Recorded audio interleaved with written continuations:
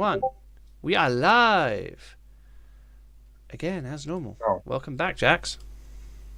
Welcome back. How are you? I'm fine. We've returned. Today's background game is 9-bit armies. And I'm trying to find something I want to play. Well, you're not coming to Crustacean Cove. Oh, no thanks. I think you might need a cream for that. Probably, but yeah. Today's lovely episode, well, to be confirmed, part 2. Everyone who missed part 1, you'll get it soon. You'll find it. Yeah, I'll find it. Google it. Yeah, so we've had a bit of an interesting week cool round. We've had so far the solar system hasn't burned to a cinder. We've had on a good note. Refinery. The solar system hasn't burned to a cinder yet. Oh, Give it time. I was just saying on a good note, we've had it pretty much confirmed that we are going to be getting Wanda back in the MCU in some fashion. An interesting one, that. And we've had a trailer for season 3 of What If, and season 3 looks like the season to be. Hey. Yeah, that was a bad pun. I'm sticking by it. No, don't. Yeah, so we've had lots of great announcements from Disney, and one interesting one. Possibly, we'll see how it plays out before we'll throw too much shade on it. But yeah, interesting on the entertainment side there for Marvel at least. Oh yeah. See, still relatively quiet about what the hell they're doing at the minute, but we will. You've been playing the new Dragon Age game. Yeah, I'm enjoying it. It's like last things. Yeah. Wait, well, here's so. I've enjoyed it. I've been playing a. That's not what I want to. Whoops. But yeah, I've been enjoying the new Dragon Age game. I have finished it first time. I'm halfway through a second playthrough already. That's not testament to how much I've actually enjoyed the game in general. Like the Veilguard has just been fun. There's controversy surrounding it. I'm still as I've said to you when we're having chats before our weekly sort of D&D sessions. Sometimes I'm still waiting to be lectured at by the game constantly, and I'm still waiting for the game to tell me that I should be wrong. I should feel wrong for being who I am, or for not playing as a gay person in the game. Complete. Oh, it's just terrible. I know. But we'll see what happens at some point. Or maybe it's on the harder difficulties where you put the effort in. They tell you what you've got to do. I know. I've finished the game and I've had every single conversation with every companion. I'm also waiting for it to start for the funniest one I've seen so far. Is someone commenting and saying it's because every character introduces them saying, "Hi, my name's this. I'm a man or a woman, and I'm gay or straight." And I'm like, I've never had a single character in the entire game introduce themselves that way. So I've just googled it. So I've worked out what you've done wrong. What? So once you actually complete the game on the hardest difficulty setting, you get a new game. It's a new game LGBTQ plus mode. Ah, is that what it is? Is that what it is? That's what it is. So you mean I've got to after 70 plus hours of gameplay? Yeah, no, you've played it on easy mode. You've got to play it on evil death mode, and then come back to it and get a new game mode. It's all in the small print. That's so anyone out there that wants to get offended, just complete it on the hardest difficulty setting first, and then you get the thing that's going to really upset you. Yeah, I know. It's like it takes effort to get offended at stuff. It is, yeah. Yeah, so you just screenshot when you get there. Screenshot me the thing so we can see it, and I'd love to see people on that new harder mode. Oh no, I was tempted, by the way, Jax, but I to actually put that game in the background, but I I realised that if I did, you were going to choke. What? You were going to choke to death first. Well, no, I realised I was going to. It'd be kind of. It'd be mean on you because I'd be spoiling shit for you. Oh, thanks. But yeah, in regards to like the whole thing going on with Dragon Age, I mean, it was suddenly it's stuff around that just makes me laugh at the moment. But that's not what I'm mostly talk about today. Just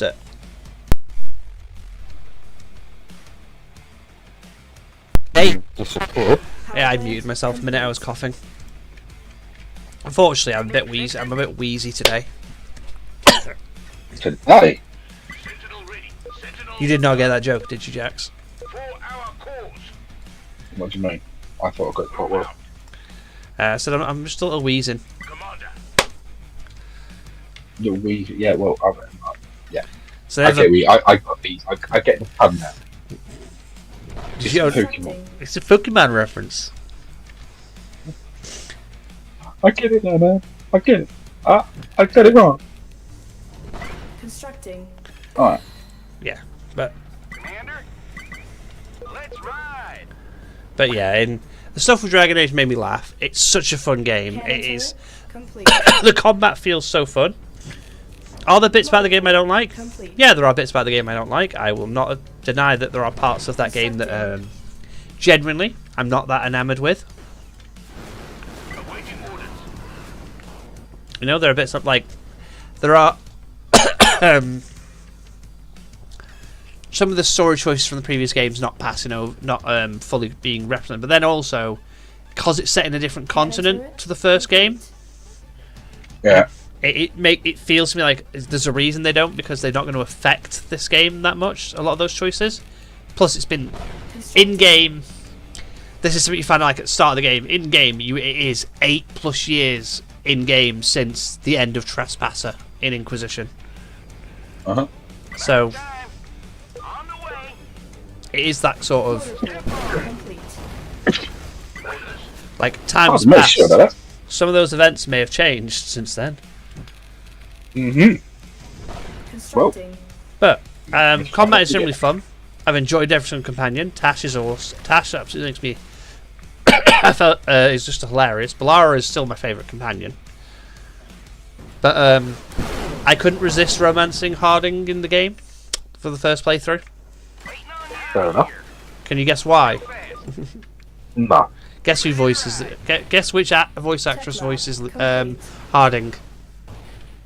Tracy Periwinkle. Let's ride. No, the same one that voices Liara. Oh! Nico Cumberbatch. Yeah. So it's like, okay, no wonder I am incredibly wanting to romance this character. I'm just talking to Liara in this entirety of this game. Just a short version of Liara. And it's like, yeah, no wonder I'm wanting to romance this character. It's just... It's that loyalty to you now. You can't betray Liara. Did you ever watch Will Wheaton's Titan's Grave? No. Excuse me. I think Radar. you will be greatly surprised about one of the players in that game. What is it? Ali, who plays Liara. Constructing. I believe, yeah. I think it is, yeah. Will Wheaton gets a load of famous people in playing games with him though. When he did those shows. Well, that was an incredibly sad set of events for him that stopped all that in both cases.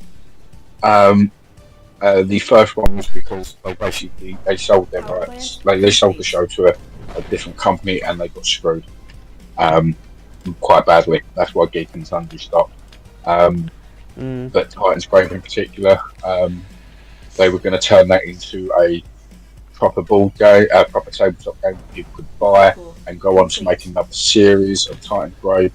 And once again, I do believe they got screwed over by someone that was meant to be helping them out getting it all done, and it just stopped. Because what was sad about it is that the world itself was actually at least co-created by Will Wheaton's son, and it is a fantastic world and a fantastic gameplay. I would love to have had a copy. Constructing. And you would love it. Oh yeah. I have enjoyed our D&D campaign. It has been incredibly fun. Complete. It is unfortunately reaching the end. Mm-hmm. Power plant complete. But reaching the end with only one What? OG character. I know. And that character may or may not have had a panic attack at last session. Yeah. May or may not be suddenly wanted to kill one of the bad guys because the bad guy has their favourite weapon and is using it to mock them at this point. It has been a fun campaign, and one of the things I was actually thinking about today, and it's so sad because at least within our group, I won't ever be able to do it. Constructing. And that is watching a beholder being played by a character. Because if I ever tried to do that, because I would love to be a beholder, but now doing that would be literally taking from what has been a great character played by a great player. Oh yeah, Zarg is one of the most fun characters in the Power show. plant In it, complete. it's just Seriously, it's going to be such a shame to not see that character again. Constructing. Or play with that character again the way we have, because depending on how the story ends up going, I don't know. But yeah, it's Commander, move swiftly. it's been just so funny. Just like the last session we had. Well, I can just use nullify magic. Literally, both me and my character looked over at him and went, Constructing. "When the fuck can you start doing that? Because that's helpful." Wait, when did you start being helpful? That's the funniest part about it. It's more the when did you start being helpful? You've been screwing us over so many times, unintentionally. Most of the times unintentionally, and it has been great. But what's also been funny is how Complete. in other games that I've played, like in other sessions, not other sessions, but other campaigns I've played with other groups, if a character like that came up, it would either do, especially the way that they have been played, either the entire group of people just fall in line and he is the de facto leader then, or people get really pissed off and just like that character is just almost sort of negated from the group. But it's been so funny how our group has reacted in the fact it's like, oh, you're a pompous idiot. Okay, yeah, you're in charge. And literally, if it means going in the opposite direction, we'll say, yeah, we're listening, and go in the opposite direction. If it just so happens to coincide with which way they're going, yes, we're following you, great lady. Yeah. Exactly. Constructing.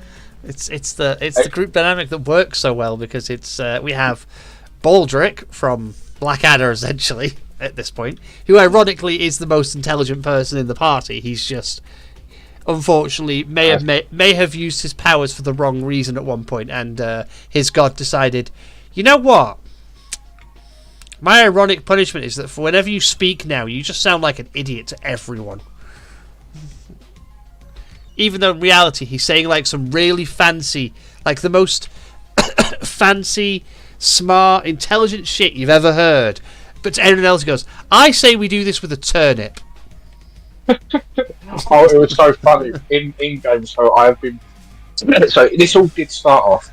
This character trait started off as a bit of a joke, because and what was weird is I named my character Brother Aldrich the week before, and then Armory complete. just as an in joke between me and Callum that night, I was like, Constructing.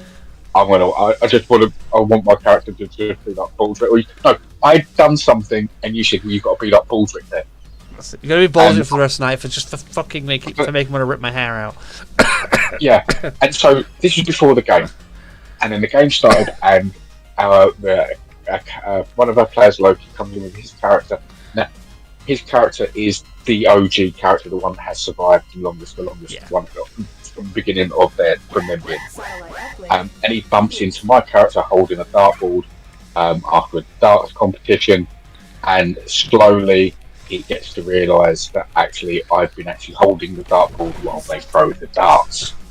And Kai doesn't know Blackadder or any of these references I'm making, and he's getting mildly confused. Yes, Kai is getting Kai is getting very confused. She's very. But then, unfortunately, because we then realised that my character's name is technically Baldric, I'm acting up Baldric, and it was funny. It stayed. Yep. And we just decided it was going to be the curse of this character because of their high intelligence level. But the first time we have this ability where we can talk to each other in this particular way mentally through a link. But in the link, you talk as you would in your head. And the first time my character talked with their full intelligence to the group, I think everyone went, "Wait, what?" Mentioned, Loki went, "What? What's going on?" I was like, oh, hello. How are you? Yes, I'm a bit more erudite here than I am when I'm more vocal. But yeah, he was like, "You know shit." I was like, "Oh, I'm rather intelligent." Complete. And then literally when it come out of the link, he said something. I was like, "I've got a turnip in my pocket." I've got a turnip in my pocket. It's like, what happened to your intelligence? I can't speak. I can't speak intelligently outside. I angered my god. I forgot which god you angered in the first place. Funny, because there's been most of the times I do just play it as is, but when there is certain things come up, I do make a point of trying to say something incredibly intelligent in the most dumbest way when it's important, especially for story things. Oh yes, and it's been incredibly difficult. It was literally easier to tell people that I was the secret villain for the entire story at least 5 times a session than it has been to act completely dumb and smart at the same time. Oh, I know. That was, I will say, the point where your character essentially had become possessed at that point by slowly losing their actual sanity to the entity that took them over and is the big bad evil guy in this campaign. The fact that entire session you got away through the whole session and nobody called you once on what you were saying. Every single sentence I said at some point had the sentence "I'm the nameless king" in it. Yeah. And at one point I literally said "I'm the nameless king," and no one. And when we pulled it back to Loki in particular, so I started writing them down and sending them to you to write them down anyway. And when I actually sent the list to Loki, he was like, "Oh no!" Yeah, it was something nobody noticed. Everyone was like, "Wait a minute, what? No, what? How? Oh god!" It was just it was the sheer. It was great. It was the whole betrayal was great. It's also the fact that this entire campaign, I am only responsible for 1 player death. Power plant complete. Out of the 5 that have happened. Yeah. As a DM, I know that I'm doing. Clean, really. What? Your hands are clean as a DM on this one. Exactly. My hands are clean. I didn't kill any of the party. What do you mean? How did 5 people die then? I killed 1 person. How? They were used as a meat shield, so I shot them. That's the only time I killed a character. Yeah, no. That was. I mean, I think mine was fantastic in the fact that they hadn't not worked out that I had got, and once I'd set up a series of events that we were going through a portal, but we'd left this village, and there was one of my character's victims there in a peaceful village of no harm, and I told them to slaughter everyone once we had left, and they did. So once we came back through the portal, and everyone was happy, and no one had got the fact that I was now voicing a second character called Gabby, and we had got we'd gone through the portal, and at that point they realised everyone had been slaughtered, and there was just this young child there, and she made a comment about thank you for being their master. At which point I hugged the character, or touched the character on the shoulder, but with sleight of hand, which was perfect, sticking a exploding necklace on them. And once again, not at all mentioned as weird by the other side. Oh, thank you. And that's when they found out the big reveal that I was the evil one, and one of them was about to explode. Yeah, one of them had a necklace on it which may or may not explode at any point. Yeah. And they tried to find a way of defeating it, and it didn't like it. It's really bad because if they were the level they were now, Complete. they would have been able to anti-magic field it and done and got rid of it, but none of them had any anti-magic shit, and it was like, crap, we can't anti-magic this thing. Meaning we take this off, it explodes. And it's been such a good little thing for me. Because, weirdly enough, before me going bad, I had been charging that motherfucker up to be something incredibly nasty. I had a whole weapon plan for it, and it was going to be great. And then I saw the opportunity, and it was perfect. It was a perfect. And also, the other time, which was down to you as well, and it was also perfect timing, was when you told me to start speaking as said character after a really long time as well. Like, I hadn't had anything to do with that character really for a while, and then all of a sudden, just a message of say something through the link as Rayvon. Just a famous. Hello, old friends. I'm sorry.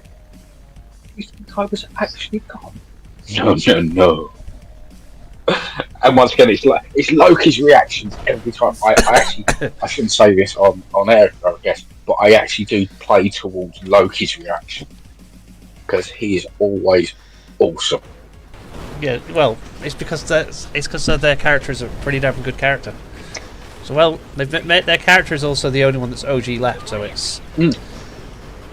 I know, but I love getting the actual what the fuck reaction from Loki because it's always a good reaction just from him in general. So I always try and play to surprise him when I do something weird. Well. Stealth bomber ready. Especially with Raver. Engines prime. Well, yeah, it's also the reason why Kai died in the first time. Because Kai was basically, I'm going to kill Rayvon, even though Rayvon was willingly giving you guys the chance to save your world at that one point. Yeah. That was the best part. Rayvon was fully willing to go, no, you can have your world. I will spare this world when I enact my plan. You guys can live out the rest of your life for free. Yep. And Kai didn't take it. But that thing is, that was him playing his character perfectly. Yeah, it was Kai his playing character. character I perfectly. hated mine by the end. You do have a good knack of picking players, don't you? I always pick good players. This is the thing. It's just a unfortunate side effect of Constructing. D&D is it's really hard to find players that mesh well in the group. Though, Not one mesh well in the group. well, no, that mesh well. Want to mesh well in the group, and they're going to stick around for more than. Shipyard. Complete. More So than none of us are power lusters or sort of holders. We don't do that whole every mission has to be about getting something. no. For me, none of us are like that. We're just quite happy. No, you're just quite happy to enjoy it. Everyone wants more loot. Everyone wants more loot, Obvious. But No, you're all quite happy to get loot at reasonable points, and also you're quite happy with the way I do weapons, where I do a lot of magical items in the sense of you get to not only your magical items are kind of they level up with you, to put it bluntly. yes, they do. And one, you naturally give quite weird items anyway. That you then allow us to have a little bit of fun with within the rule of that item. Production halted. But also, Insufficient you do funds. come up with something like, oh yeah, here we go. Yeah, you know what? That works. That works within what I've said. Let's see how you're going to do this. Yeah. Like with the thing you said the other day with the spear from yesterday. I don't know how you're going to end up letting me use that, but he was like, I can see where you're going with this. Technically, it works. Technically I'll go with works. it. Give it. Go ahead. Try it. So yeah, well, like I say, I haven't managed to actually hit anyone with it. But No. it's You said that the best bit was your first attack was literally a miss. Insufficient funds. yeah. All instruments show green. Yeah, I'm not. So my character can hit you with some, well, can heal you like a motherfucker, and Made a heal bot. it can hit you with some quite powerful bits. But yeah, he, but with a weapon, not the best. I mean, you gave us gravity guns, and I was going to have so much fun with this thing. I was about to shoot one guy in the head from the chin and watch him bounce into the ceiling. And back That was funny. And then immediately, damage. and then rolls a nat one and fires yourself across the room.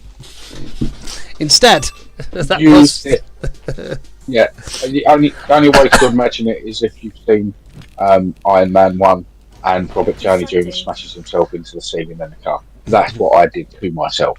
yep, with a gravity gun. Sure thing. We'll travel. And it was to You got me be honest, covered, right? Forward HQ. it was also such a fitting thing to do for your character as well, though. Refinery. Complete. Just yeah, I'm gonna do something really smart, and then does it in a completely dumb roundabout way that didn't work. Constructing. I'm gonna bounce you off the floor into the roof. Nope, I bounced myself off the floor into the about 30 foot that way, and about God knows how far into the air. Instead, because I wasn't paying attention to what I was doing. Well, no, I did. Complete. One thing I did find funny was when Kai finally woke up from everything, from being resurrected and all that stuff. I was like, that was a session a couple of weeks ago, due to different issues. It was just a talking session, but it was, it was like, and he was basically like, oh yeah, I resurrected you. You did. I fixed your arm. Huh?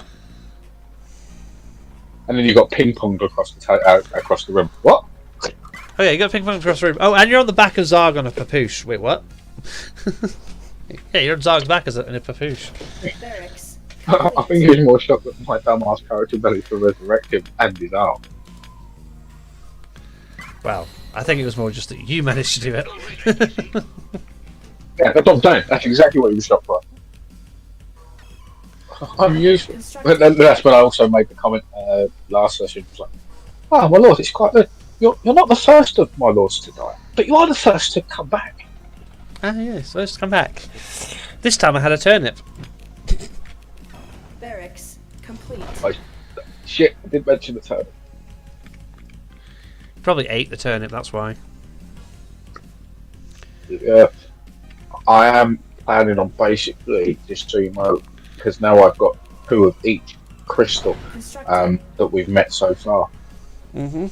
They're all on the connected to the glaive.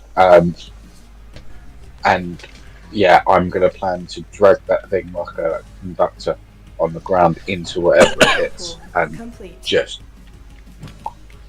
hope. I think it might be quite damaging, and if not, if the thing's undead, I've got something special on sleeve. Well, we shall But see. I'm hoping it'll be like did you ever play Final Fantasy Crystal Chronicles? No, probably not. I didn't play. The only Final Fantasy I've ever played is 6, 13, and 7. Well, it was technically, I believe, the first multiplayer Final Fantasy game that wasn't Chocobo Racing. And it was on the Nintendo GameCube originally. It's now on the Switch, and it's got an online feature. But what it did was, you had basically, to get the really powerful magics, you had to upgrade your character slightly different ways. Complete. But because it was multiplayer and up to 4 players, if, for instance, all 3 players had level 3 Blizzard, which was something that ended up becoming Storm anyway, you connected all those together and it become this extra magical thing. But if you had one that was fire, one that was air, one that was ice, one that was water, and they all connected together, especially at the high levels, they would make this sort of Power plant complete. elemental death wind that destroyed everything. So yeah, that's kind of what I'm expecting when I use all three of these crystals to a lower level. What was the fourth crystal you go and try and figure out how to get your hands on? Cannon turret. It's that fire crystal, and now I actually do think I know how we could Power get plant there. complete. Only small problem, we haven't got the character that can do it. Why have we not got the character that can do it anymore? Did you kill them? I mean, technically, no, it's Raven, because he had the ability to, with one of his ice things, he could actually just become ice. So the fire wouldn't cause him any issues anyway. So Did you just say the fire wouldn't cause him any issues if he became ice?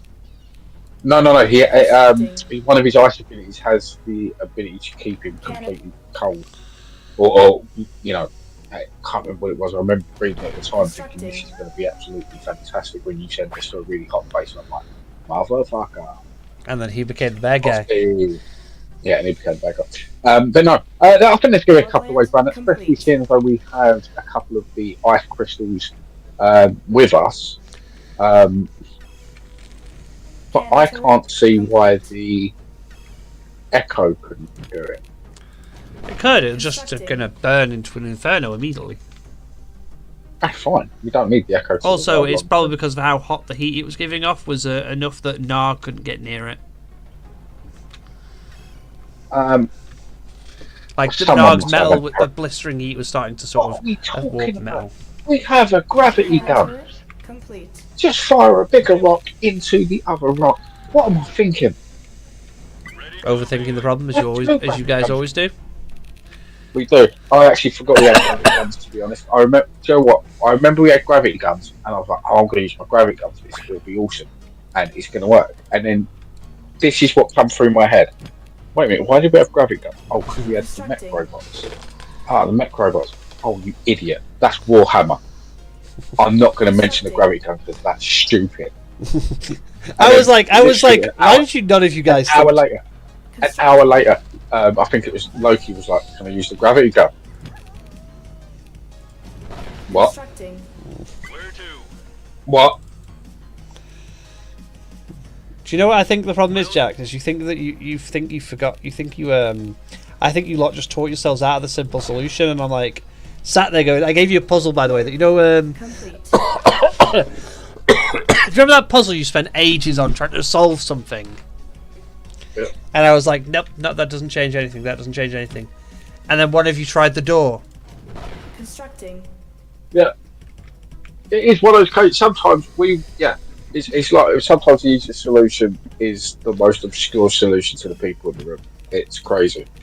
It's like when I watch people play puzzle games and I yell at the screen going, this is how you do it, and then I realise, no, it's because right now, if I was doing that game right there at that same point, I'd have the same reaction. I'd be like, how do I do this puzzle? On something else. Yeah. We're seeing it in an overview. It's like that. Look, like when we were playing a game yesterday, the swimming game. You're focusing on what you're doing and directly what's in front of your character, and I'm looking at the entire screen as a whole. So I'm noticing things that you're just not. Like, over there, look! Can't you see it? No, I'm not looking where you're looking, dickhead. No, I can't. Why? Because I can't. Your finger's not in front of my face. Complete. Oh yeah. Yeah. It is quite funny. That happens to all of us. But yeah. Cannon turret complete.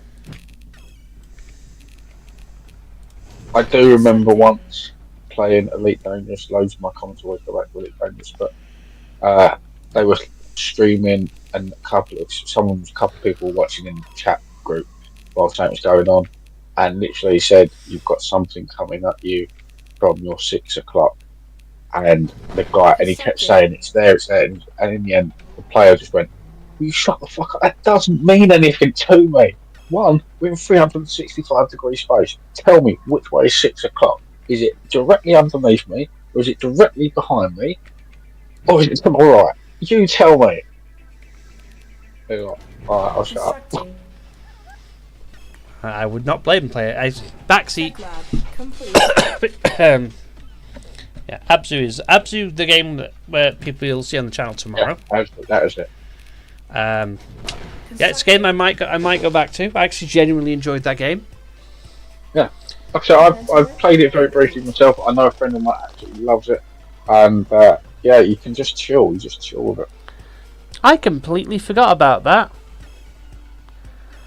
That Liz Allen, you know, from the who was in the first Peter Parker, you know, Tom Holland Spider-Man movie, the one that, you know, he's Radar complete. that Constructing. that Toombs' his stepdaughter or daughter in that film. You Yeah, know, because that's Liz Allen. I forgot that she at one point bonds with the Misery symbiote.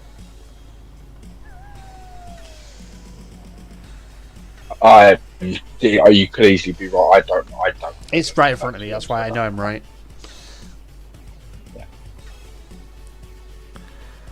Radar Yeah, she was complete. first appeared in Amazing Fantasy number 15, August 1962. Oh, then I'm sure I should know that. No, Why is that? No, that's when Liz Allen first appeared.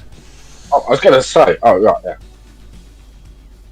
Because there was no. Yeah, because there would have been no bloody idiot.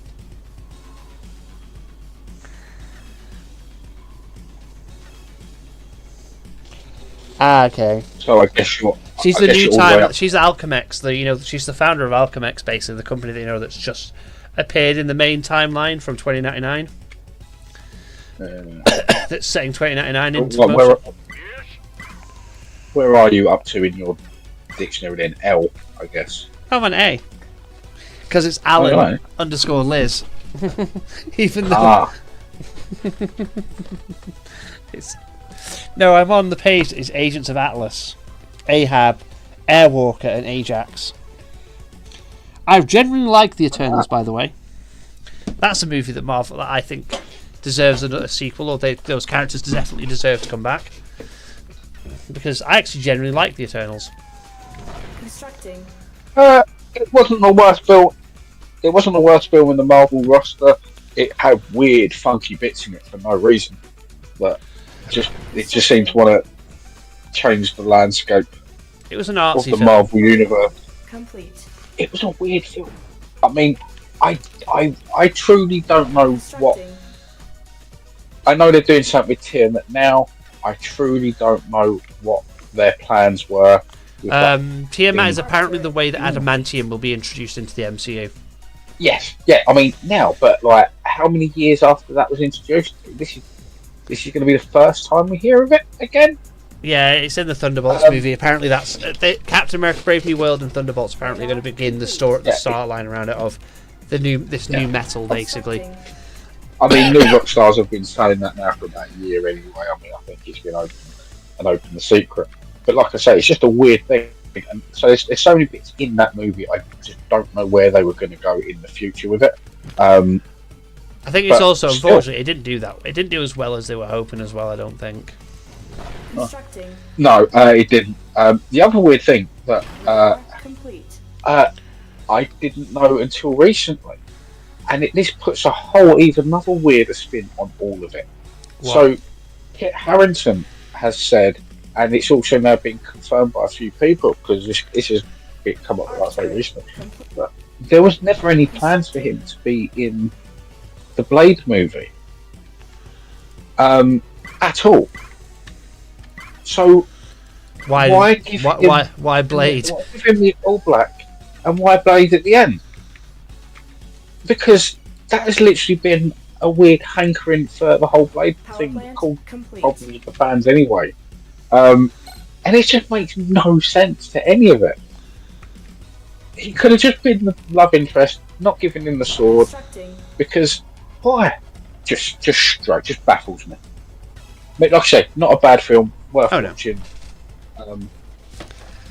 It just doesn't need to be. It's going to be something I think it's going to be cut out of the proper continuity in some fashion.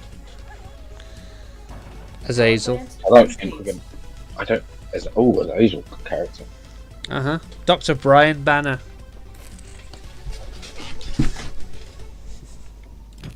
I may be on the bees, but yeah. I want Ricky Barnes to show up in the Doomsday stuff. Do you know who Ricky Barnes is?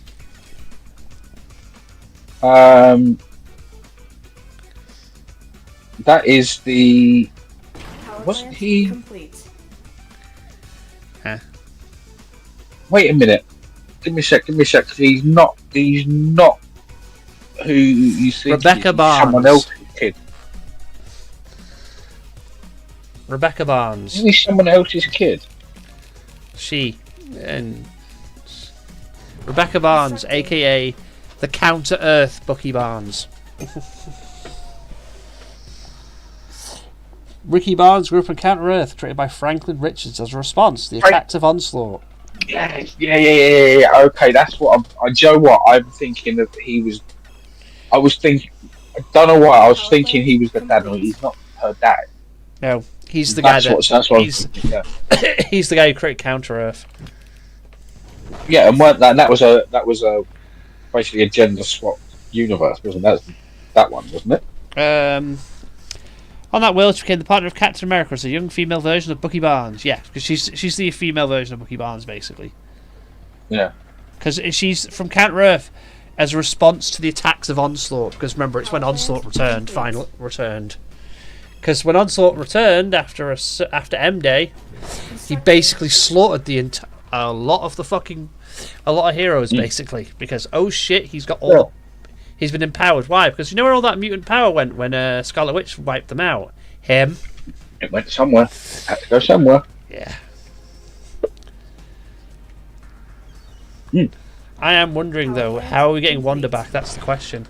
Because if Wanda's back, that's the storyline I'm wondering. I'm wondering if we're going to get one of the many times that her own powers won't let her die and resurrect her. Well, I think the key to that storyline is one of the things that Agatha's ghost, and I'm going to key this line, Agatha's ghost Power plant complete.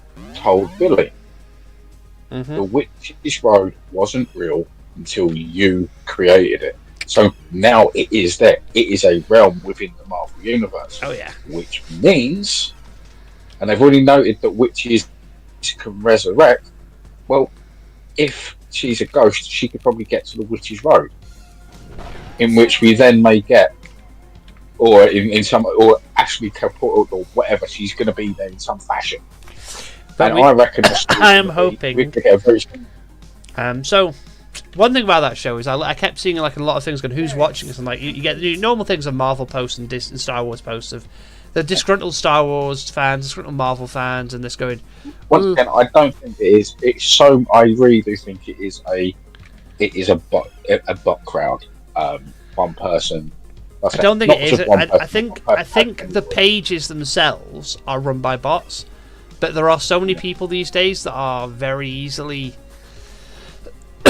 As human beings, we are, in all honesty, emotional beings. Let's be honest. I get it, but like, with some of these shows, at least with some shows, when I talk to actual people in real life, they say, "I don't like it." X, Y, Z. Oh no, that's what people do in. That's what people will do in real life. In real life, you ask them why they don't like something, they'll tell you the reasons why. But the internet grants you the anonymity and the fact that you're over a keyboard and you can. So people when you're on the internet's still that stage where people think, "Oh, it doesn't matter what I say on the internet. It doesn't really matter to anyone." But at the end of the day, it does. Like saying, "Oh, I don't like this and it's shit," and I'm like, "Why? Why is it shit? Just give me the reasons why." I'm like. And then the people that refuse to engage you, that go, "I'm not going to engage this, it's a trap." I'm like, it's not a trap, I'm asking you legitimately, why don't you like the show? Yeah, but what my point is that when you talk to someone in person and they say, "Oh, I don't like it, X, Y, and Z," they've usually seen it. Yeah. But online, when you talk to people, you don't know. Constructing. No. And they'll say, "Oh yeah," they'll just read off below things that they've seen on the YouTube channel. It's like discussion we had earlier, the Dragon Age one. The amount of people that are just saying, "Oh, it does this, it forces this on you, it's like this," and I'm like, I haven't seen that.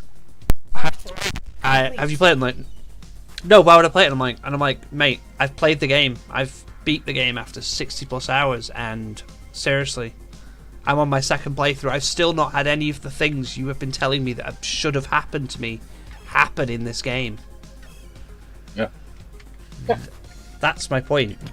The stuff you're saying happens hasn't happened in the game. So when is it supposed to happen? My opinion on things is, don't form your opinions on what someone else tells you to think about a game. Form your opinion, or like anything. a movie, or anything. Form your opinions by looking at it, or playing it, reading it, watching it yourself.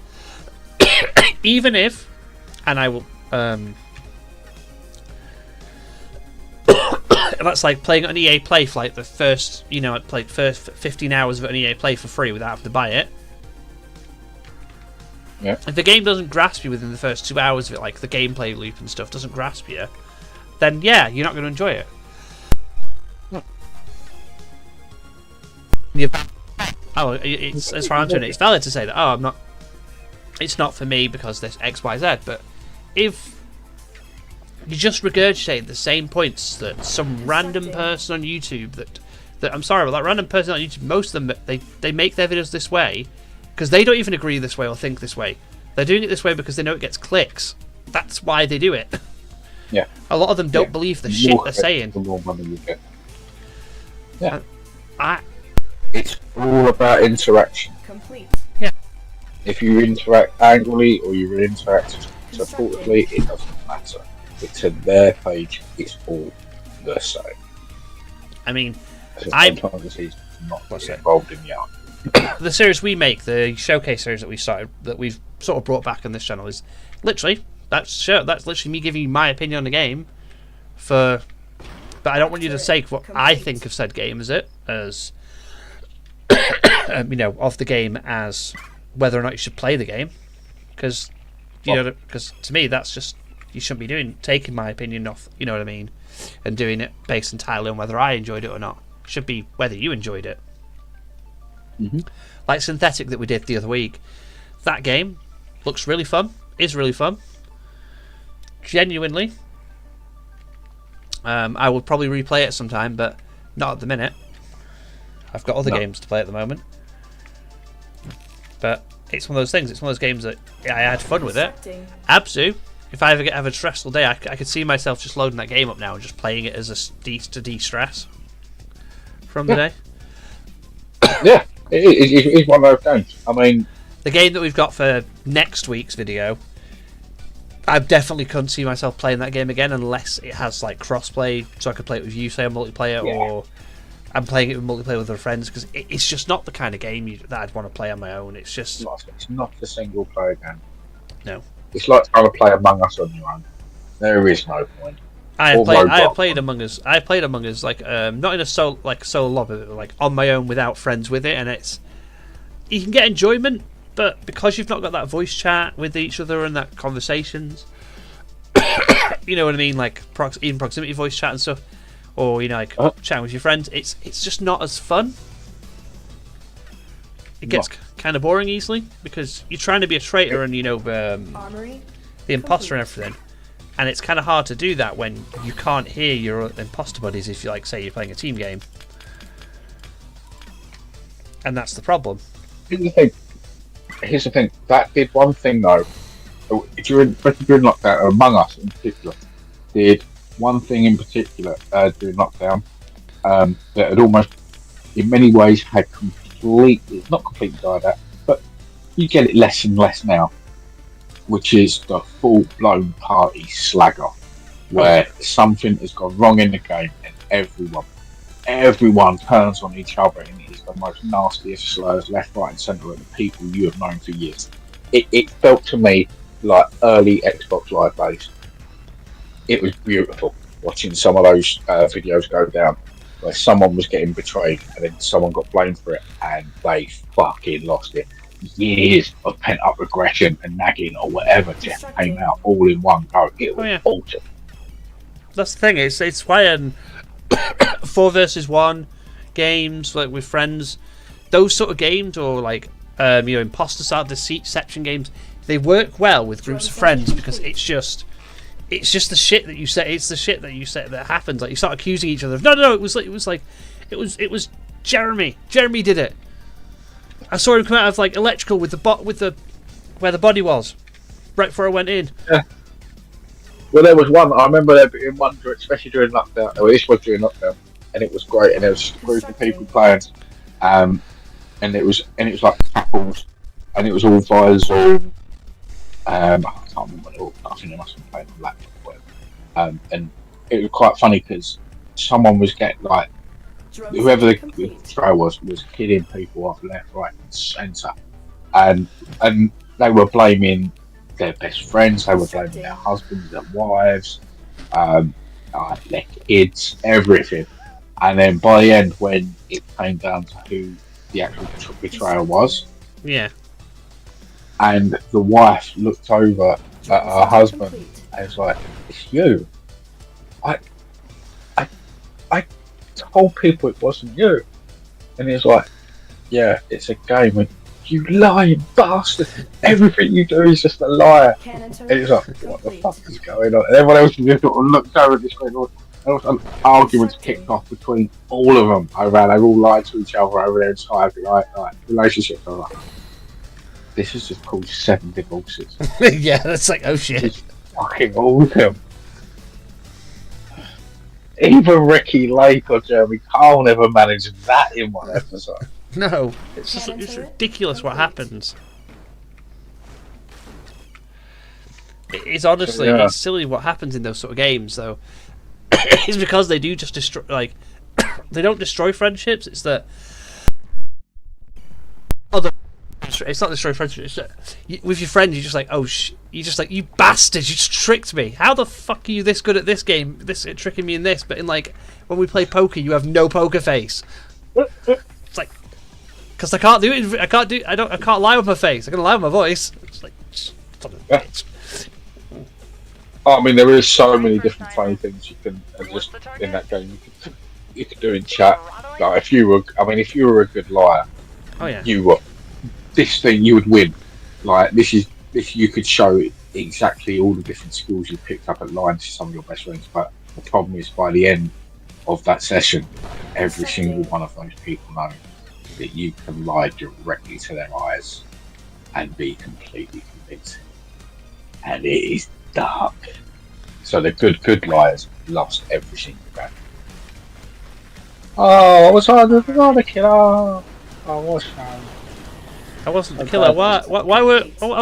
Or when you're with a group of friends, to be fair, sometimes it just becomes the meme of who's the killer. Oh, really? Yeah. Of just blame Stan. You know what I mean? This was before Among Us. We at a place I worked. A load of staff had to end up getting left in the store due to the shutters not closing and the electrics not working on the door, so we couldn't pick it up. So basically, we just had to seal ourselves in the building, and we did some stock taking. We was all getting the next Saturday off. So fuck it. So we did a little bit of stock taking, obviously, and then we played the murder mystery game. Someone downloaded it on the phone. One of you is a killer, and one of you is a detective, and then there's a room of people who just kind of lie your way through everything. Oh yeah. Yeah, and we played that, and once again, the look on people's face. So, we had a guy called, let's call him Bob. Oh yeah. And Bob was a very nice guy, and everyone called him Bob because that's what Bob said his name was. But Bob had a really weird van. Bob's van looked like a serial killer's van on one side, and on the other side, because it was painted slightly different, I shit you not, looked like it was going to steal children. And poor Bob. One day Bob comes into on a day that's not his work day, and he's just buying all these barrels and stuff. And he's like, "Oh, what are you up to, Bob?" And he's like, "Oh, well, I've just got so much stuff to get rid of. So I was thinking of basically just rendering it all down in barrels. And he was like, oh, okay. And it was like, fine. And then it was a really old guy that worked there. And he normally render flesh in barrels. That man was creepy as fuck. And I've worked with him for a year. And he's really, really creepy. What, the one that said that you normally render flesh in a barrel? Yeah, no. The one that was buying the barrel was Bob. Like, he's walked off with all these barrels after saying he's just got to render some rubbish. And he thought the barrels would be the best use. The guy that was in charge of the garden centre come out and he was ancient. He just walked out and stood next to us and just went, that guy's creepy as fuck. The only thing we render in barrels is flesh. He probably said that on purpose weird. just to wind the fuck out, wind all of you up. Let's be honest. Terry was not one for. He was one for a good joke, but sometimes when he said stuff in a certain way, you knew he was deadly serious. He found this quite creepy as fuck. And we were locked. Basically, we locked ourselves in a building with this dude. But every single member of staff at this point had convinced themselves he's a serial killer.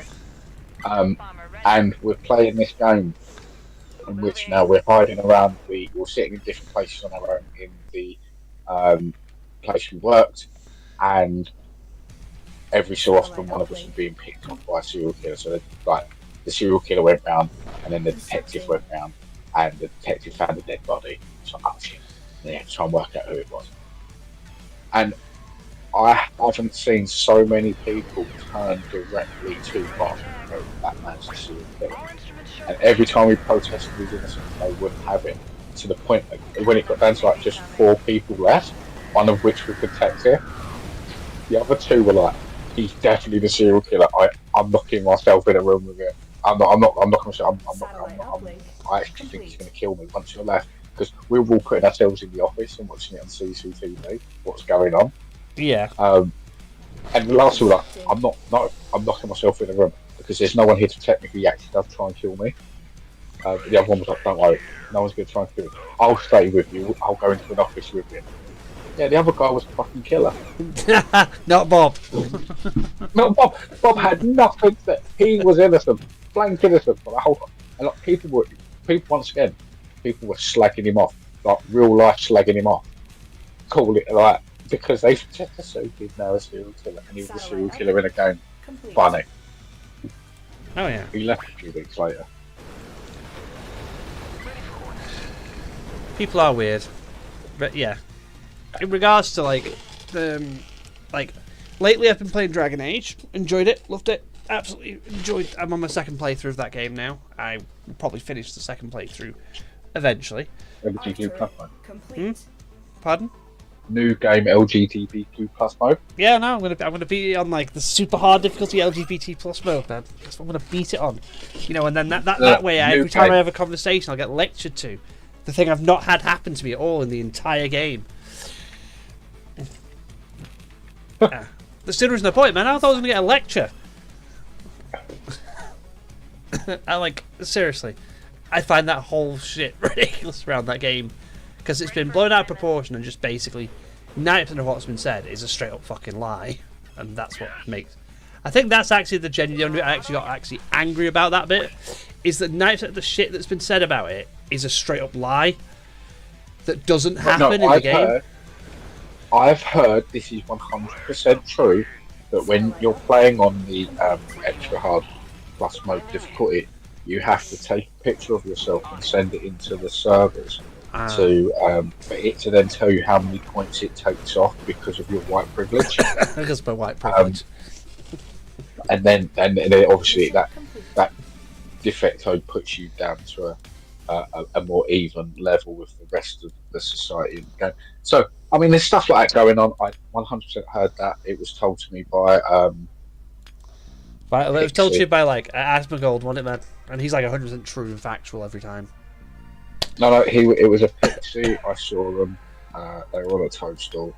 And they were blowing bubbles out of their nose. It was a real thing. Oh, I thought it was your racist tentacle uncle. No. He's now really just gone full blown into very pale looking French people.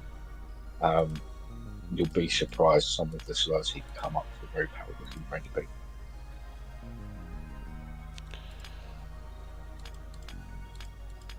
Well, who doesn't come up with slurs for French people? Unfortunately, we're British. It's what we do. But we do it well. You know who else? You know who needs to join as well? Lord John Falsworth.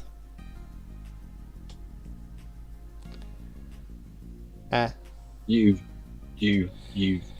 pulled a name out of your arse with it.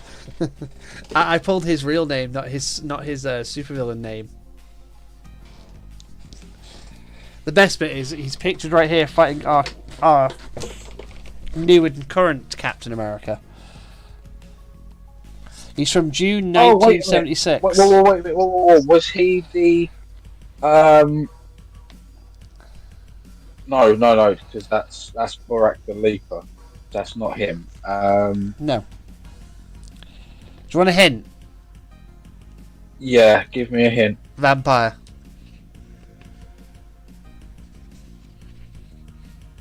A vampire. Yeah.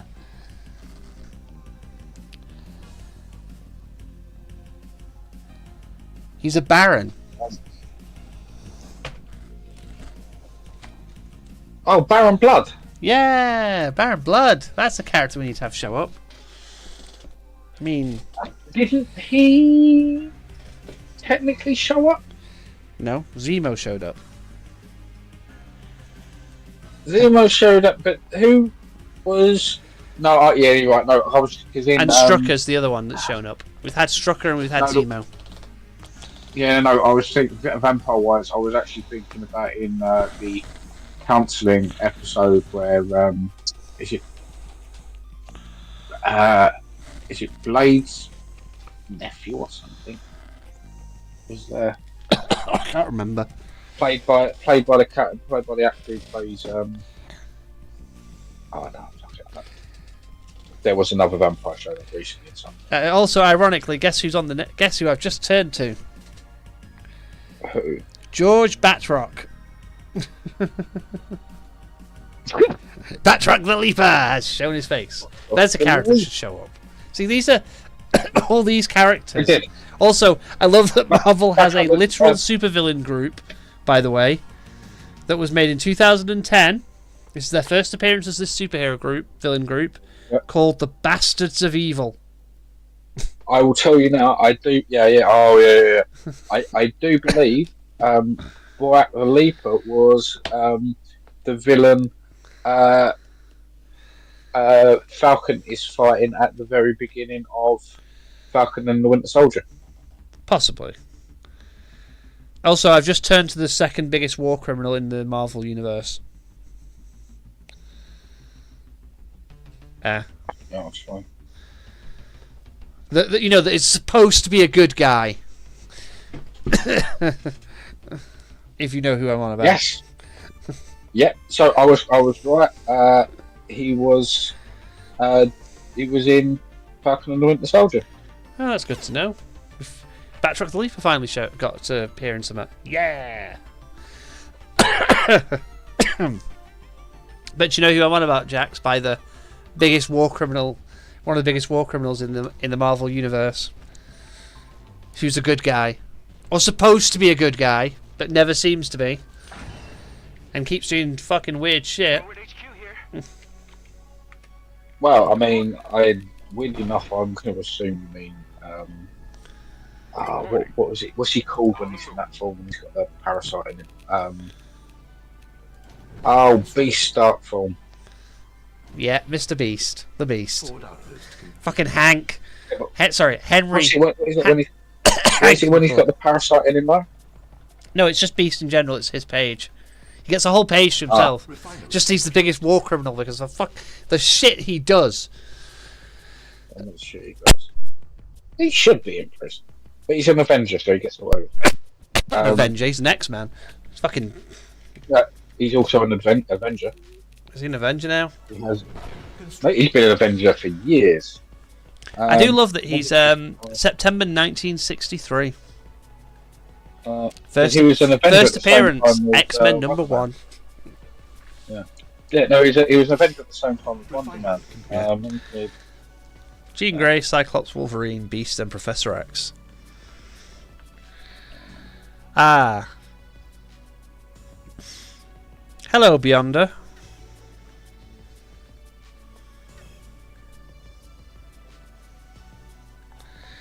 Ah, I've got a character that needs to come up in the Marvel Universe in the films. Jax. Who's that? By Beast. I think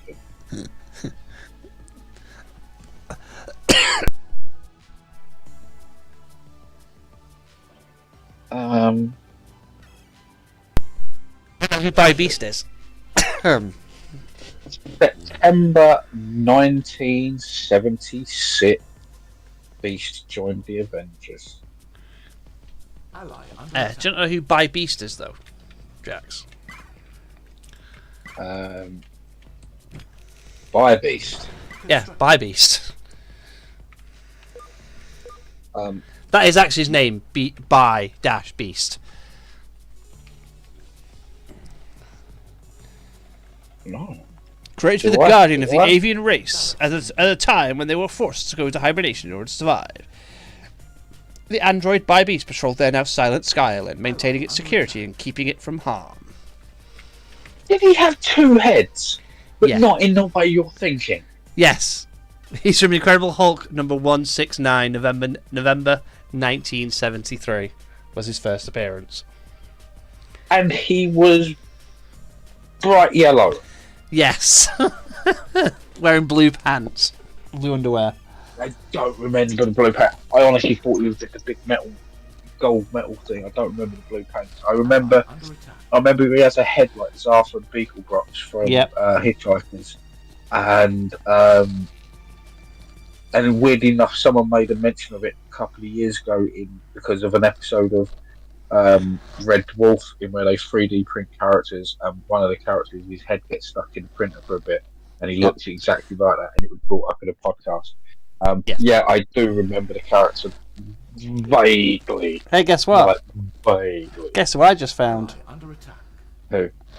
Big Hero 6. Big Hero 6. I mean, I only know as much as the very little. I know very little. I know the film, and I know a few side bits, and a few bits they've appeared in. But yeah, very, very good. Needs to do a lot. It's Japan's state-sponsored superhero team.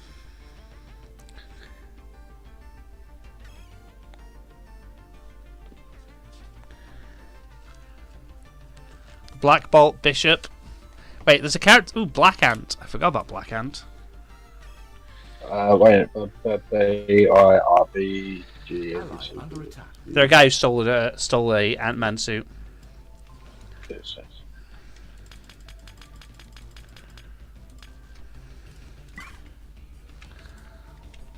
Do you not have What? ABC? I'm picking out random characters, by the way, Jax.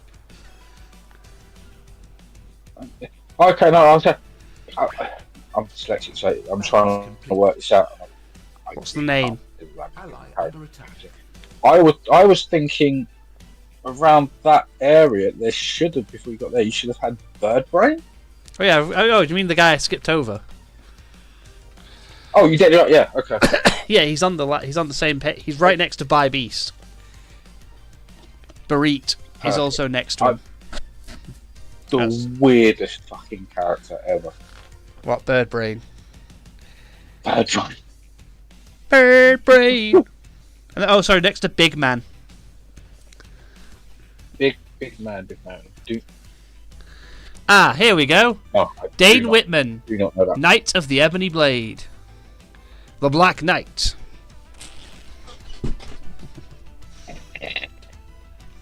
The guy who holds the Ebony Blade, and it's revealed.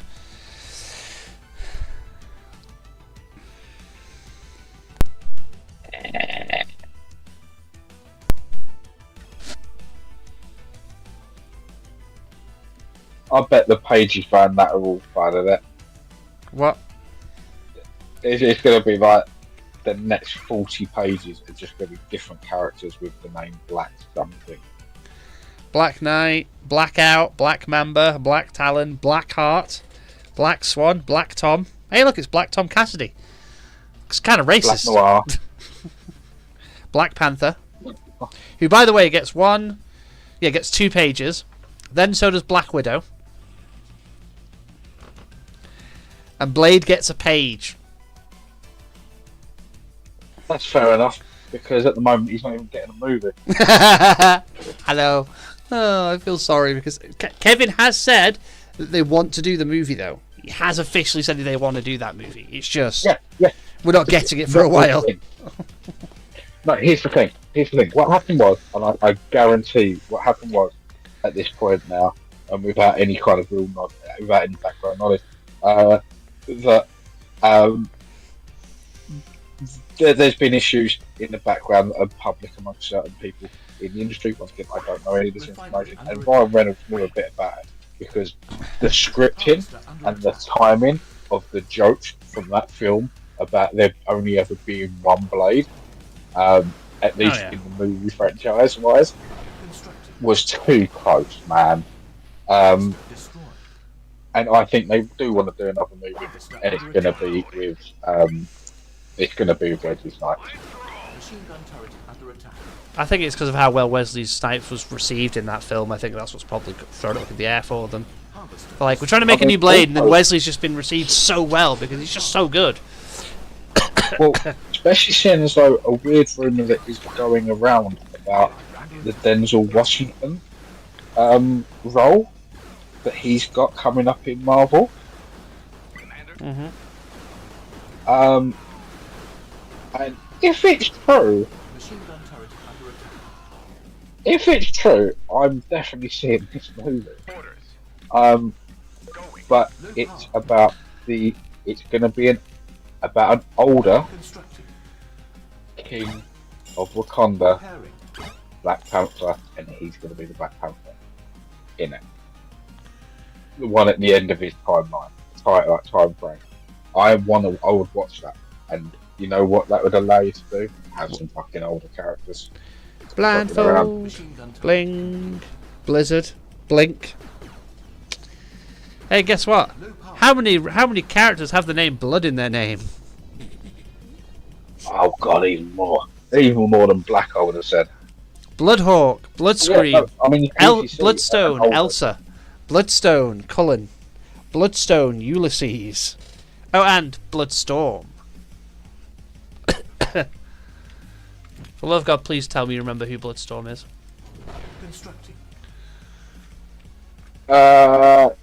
Bloodstorm is the evil version of Storm. Yes, the vampire version of Storm. That was it. She's younger than me as well. 1998. I know. I'm saying how old I am. That's because that vampire line didn't run to the 90s, right? Yeah, it's Mutant X. Yeah. Ah, yes, and we've now got to the Braddocks, and we found Jamie.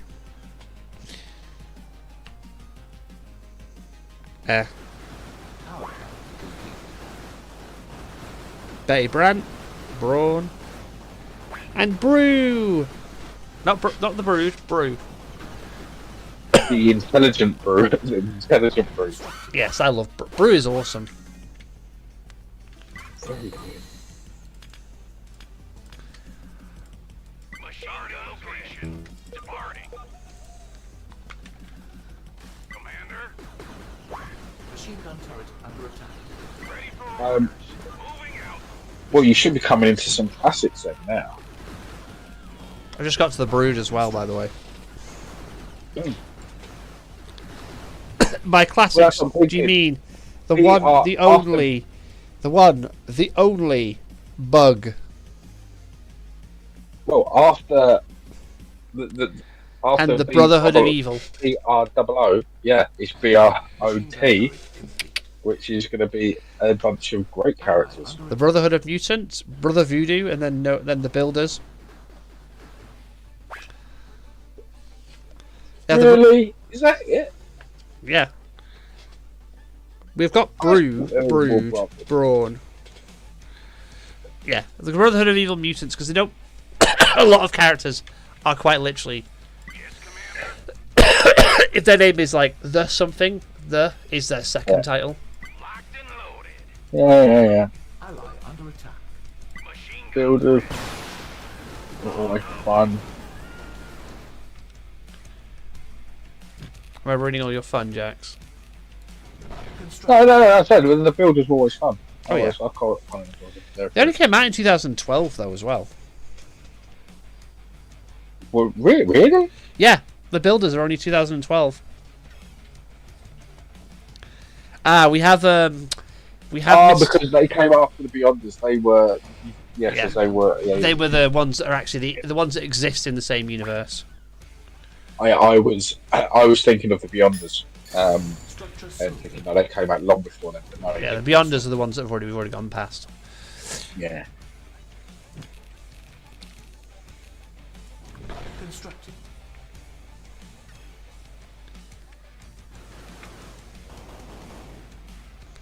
Refinery complete. But yeah. It's always more the weirder characters that I like in these things. Also, I found Mr. I Want to Be Daredevil so badly, but I can see and I'm not as cool as him. Machine gun turret complete. Oh, you mean the person with a better accuracy count and hit count than Hawkeye? Bitch, Hawkeye has perfect accuracy in the comics. Shut your mouth and leave my Hawkeye alone. I think you find in the comics it's quite well known that Bullseye has a greater hit rate on, or greater accuracy than. Hey, he's great accuracy with any object. Only Hawkeye's only good with the bow and arrow. Leave him alone. He's got a specific set of skills. He's got a specific set of skills that are completely outdated in modern society. It's fine. I don't know. I don't know. A bow apparently might have more but the right kind of bow kind of has more piercing power than. Some bullets against certain types of armor because of armors are designed to negate bullet. They're designed to help negate the force of a bullet. But my argument then is, why is he aiming at the armor and not the weak points, exactly like Bullseye would? I mean, what? I'm not about him aiming at the armor. I'm about an actual test. Arrows are really good. Plus, both of them can be silent, man, and deadly. He's a milliner in the age of a 3D printer. leave Hawkeye and his antiquated methods alone. Machine gun turret under You attack. leave my Hawkeye Oh my alone. lord! Just I'm pissing in a bucket. It's fantastic. Why don't you use the indoor Japanese toilet that wipes your ass for you? Barracks complete. Okay, miss the rest of the Avengers. Hawkeye out. Under attack. Sorry, it's not fair. it's not fair that That's Jax right. that Jax is terrible. Machine gun turret complete. I'm evil. I'm very. It's sorry. fine. It's not like anyone cares about the Very- character. It's not like anyone cares about Marrow anyway. Marrow is an awesome character, but I'm very sorry to Jeremy Ritter for everything I've said, because he must also be embarrassed to play that Refinery character. under attack. Fuck off, you. Ally under attack. He's just. I can go off you. Just leave my Hawkeye alone. I shall. Okay. No, but yeah, no. Marrow is awesome. Nah, no, I Marrow isn't wanna- awesome. Marrow's lame. Lane is a very Refinery interesting under attack. stuff. Great storylines that she's been in. Like, I mean, a key part of the proper Operation Zero Tolerance storyline, and you can't argue that. I also can't argue with the fact that I'm about to lose this game. But yeah, I don't know why I'm playing the game anyway, because it's actually only there for background anyway. So Bullseye. So Bulldozer next. The Cabal is next. There definitely should be more bees. No, Bullseye's the last bee. He's the last bitch.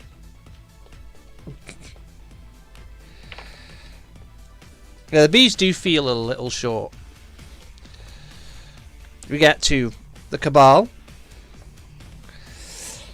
which I find it really funny Uh, That really is strange that Bulldozer's not there. the Cabal has Darkseid on it. I'm not going to stop calling Terrax Darkseid. You shouldn't. It's funny.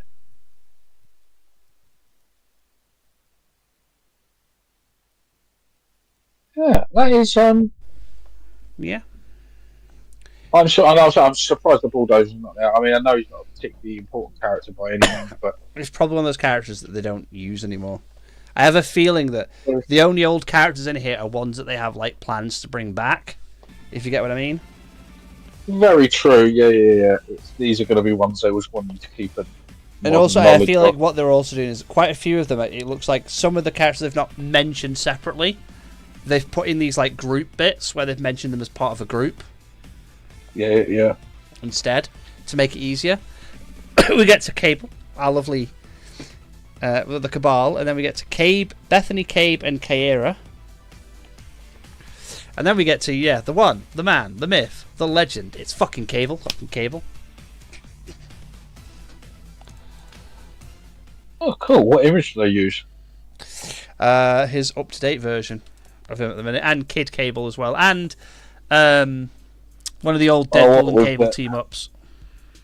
Oh, cool. There's like quite a few images on him. And then next to him is the Hero for Hire. Oh, Joe, I was actually going to say, is it the modern day one with him with the stupidly chunky arms? And I was like, wait a minute. He always had stupidly chunky arms, except from when he's Kid Cable, and he looks like a weed. Yeah. But there's one that I think modern one just reminds me like of big blocks, almost like roadblocky arms. But his arms have always been stupid. I know. It's Cable. Just horrible. But yeah, it is legitimately though. Then next to him is the Hero for Hire himself, Luke Cage. Then it's Ulysses Kane.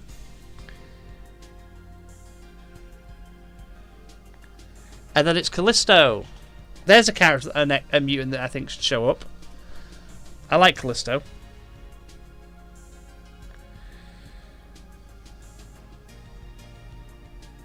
Callisto's not too bad.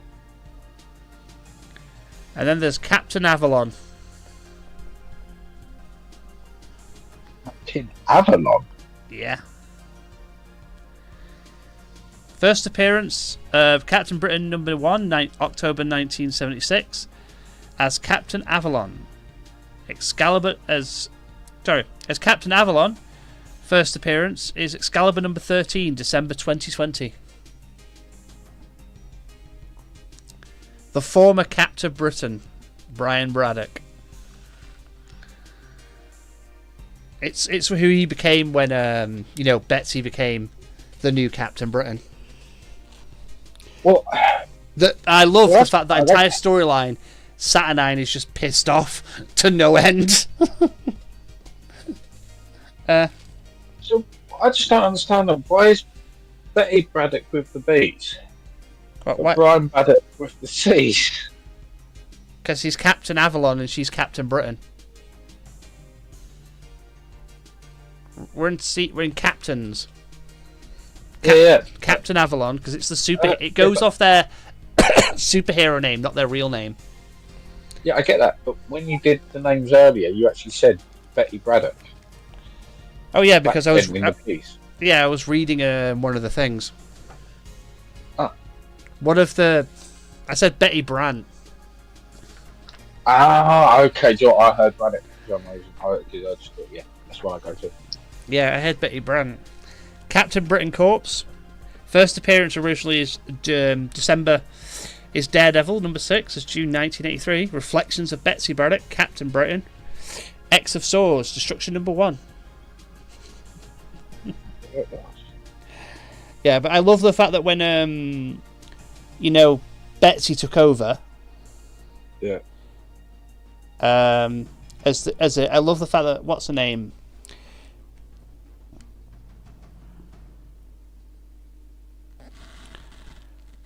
Is it Saturnine? I forget her name. The one that owns the Starlight Citadel. Yeah, Saturnine I know absolutely hates her because she's a mutant and gets so mad because it's not Brian, and I love it. She's so upset that it's not Brian that's Captain Britain anymore. And then when she does the spell to resurrect, the Captain Britain corpse, because it's all after the fall of the multiverse and, the rise of a new universe and everything.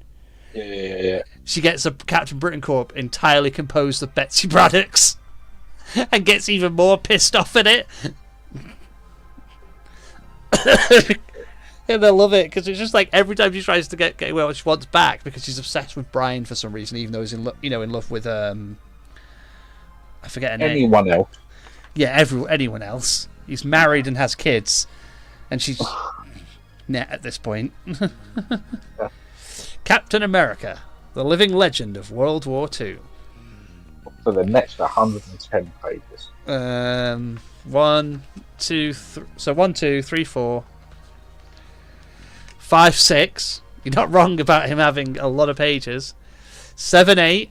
Because now we've got Captain America, real name Samuel Thomas Wilson. Oh god, they're gonna have an extra page for him now. Yeah, they've got 2 pages for the new Captain America.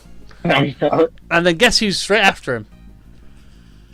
Well, now it depends. Is it Captain Marvel or Captain Marvel? It's higher, faster, further, baby. Marvel. Captain Marvel.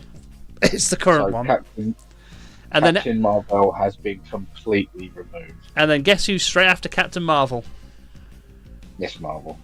Captain Marvel. Oh, sweet. He still gets an appearance. He's not because technically he is important. He also returned for the Secret Invasion, by the way. Sure. Yeah, it's your 5 characters. He kind of. I kind of assumed. Yeah. It's because he keeps getting resurrected by the Kree.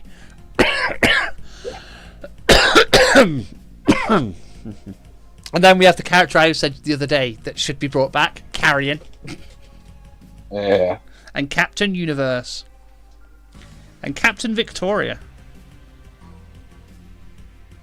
Who's a relatively new character. She's only from 2014.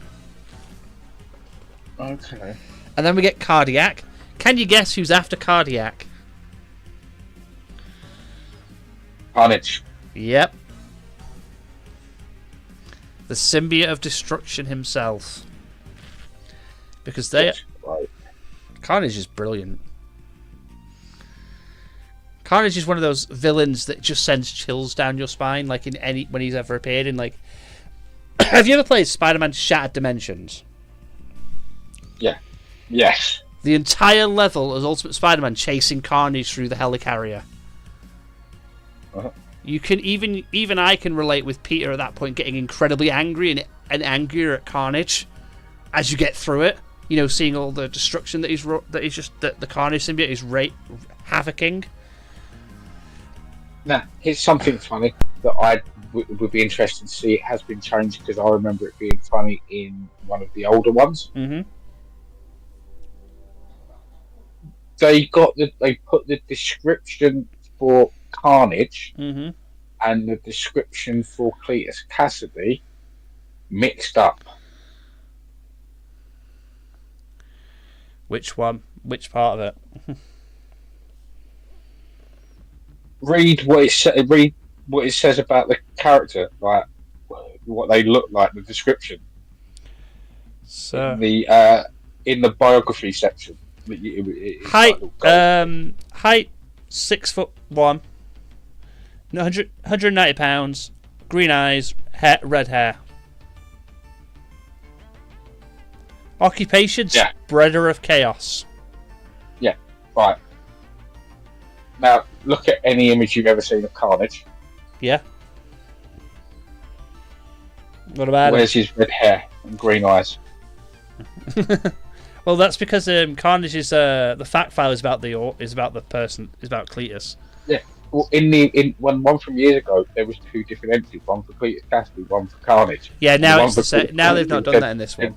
In this one, it's got like the fact file is real name Cletus Cassidy, Occupation, Spreader of Chaos. Base, New York City. First appearance, February 1991. Carnage is barely older than me. Mhm. That is that I didn't realise how young Carnage actually is. Yeah. Well, the whole symbiote stuff was late 80s, early 90s. Yeah. While suffering Cassie Carzimio sought to become a god itself, travelling this multiverse in order to kill Venoms. It even creates its own sword to rival the All Black, used by Null. Oh dear. Well, that's all very recent stuff. Yeah, these are all the newer stuff. Turned to Earth 616, sent to kill the original Venom. Cassie and the symbiote might have been separated, but it was only a matter of time before they bonded once more, seeking to bring even more carnage to the world. Then we have Peggy Carter and Sharon Carter. The next issue thing isn't for one person; it's for a race. A race? Yeah, it's for cat Me. people. Oh. Cat people. Yep. Then Cat's Eye, and then we get to the chart to the CEs. And can you guess who the first CE entry is? I'll give you a clue. We discussed them earlier today on this podcast. We've discussed one of them. Oh, Celestials, I guess. Yep. Right, C, A, B, C, D. CE, Celestial. The Celestials. Yeah. Then Centurious, and then Century. And then Cersei. Chamber. Firstly, the character you back there. That's a character that needs to show Chamber? up. Yeah, Chamber. Generation X, November 1994. Okay, we'll give me a sec. Yeah,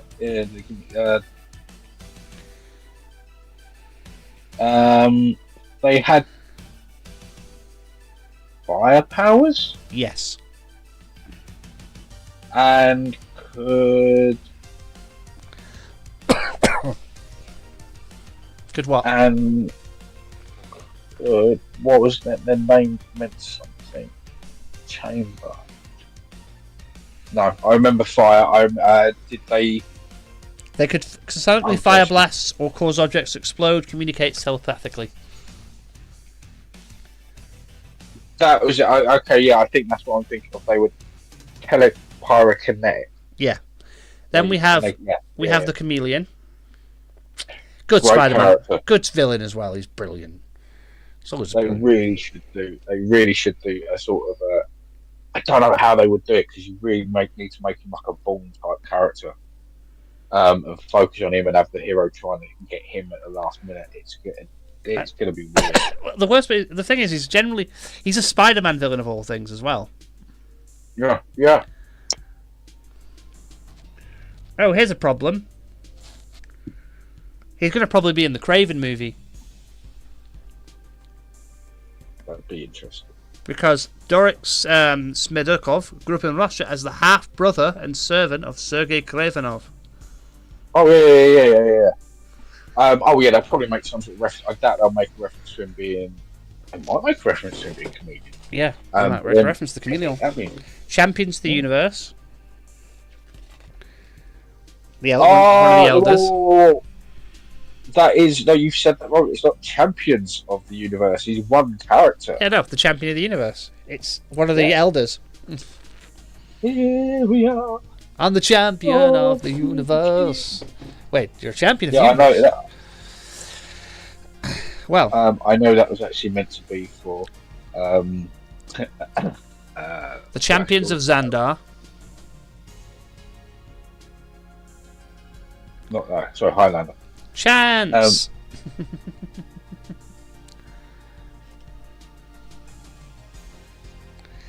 Oh, what's Now around here, you should have. who? We should, I guess, because we've got challenger. We've just had chance. We should have Changeling, right? Which is who Morph now is. Yes, Morph is now essentially Changeling, because Yeah. the Morph we have in the 97 is essentially the Morph from that one alternate universe comic. Yeah. the way he had all the powers he has now in the cartoon. They just made him that morph because Yeah. that morph was badass. But also we have Marlo Chandler Jones and Monica Chang. Monica Chang is from Shield.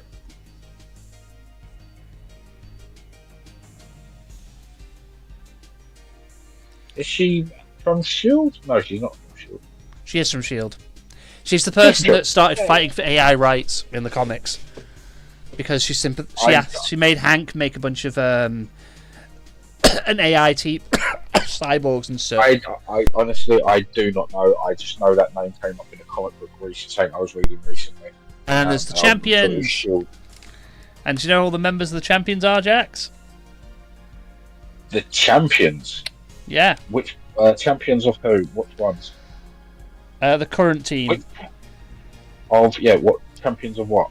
No, the Champions. Just the Champions. Just the Champions? Yep. No, I wouldn't know. The only thing I can think of is the Champions of Xandar. Nope. We've already had them. We've already had them before. The current members of the Champions are Ms. Marvel, Nova, Spider-Man, Miles Morales, Brawn, Cyclops, time-displaced member of the X-Men. This is the last time they had a comic. Ironheart, the Wasp. Oh, Ironheart. I haven't really read anything with Ironheart in, so yeah. When did this come out? This was 2016. This was the last 2016 one. Hell. The original Champions was October 1975. Really? Yeah, but the current team is a relatively new one. Power Man and Patriot. Patriot being Ricky Barnes because Captain America made her the new Patriot. Okay. Changeling, then Chemistro, then Charlie 27, The Chaste, who's an organisation, and Lila Cheney. Lila Cheney. All I remember of her is a picture of her with a guitar. That's it. And then the Children of the Atom. And can you guess who's next, Jax? We've talked about them before, I think, on this podcast when we were discussing X-Men villains.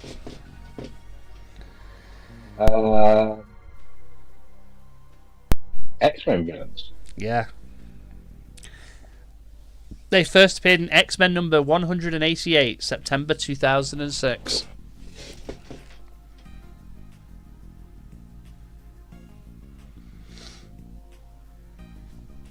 They have over 3,000 members with a variety of powers, most notably Serafina, Capitan, Pharaoh, Prisa, Louise, Luz, and Atomo.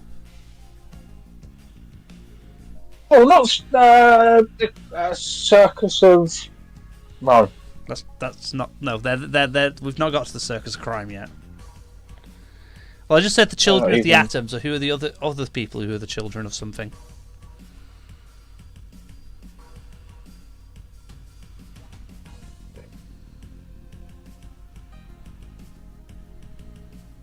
I don't know. You're going to have to enlighten me and make me stupid. The Children of the Vault. Oh, yeah. From that one, right? Yeah. And then the next thing after that is the Chitauri. Who a lot of people won't realise this, that were only added to Marvel Comics in 2002. Ahead of the Avengers films. Yeah, they were Avengers, a movie of MCU original. Yeah. Same as Coleman was. He was only added into the comics after he was in the films.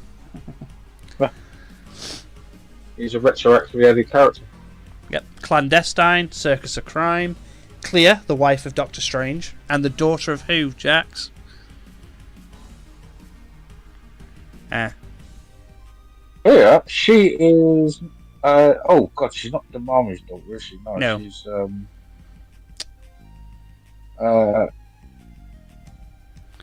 she's his niece. Oh. She's not his daughter. She's his niece, but she's the daughter of his sister. Oh, okay. Yeah, I don't remember. And then the next one isn't an entry for one person, but I understand why it's not an entry for one person, because these two are inseparable. Tyrone Johnson and Cloak and Dagger. Yep, Billy. And guess what major event is the next event in the book? This event that I think the event that the first time I read it shocked even me when reading this event for the first time. Because we're in the seas, and the only big event I can think of in the seas is Civil War. Yeah, not the second one, the first one. Followed closely by Civil War 2. A lot of people forget Civil War 2 resulted in essentially the death of Tony Stark at that point. Again. Well, yeah, and there's just so much going on in that. Yeah. And the ending of the what if ending of the first one was pretty damn good, but the one where what if they fought on the opposite sides, wasn't it? No, it's if I remember correctly, it is what if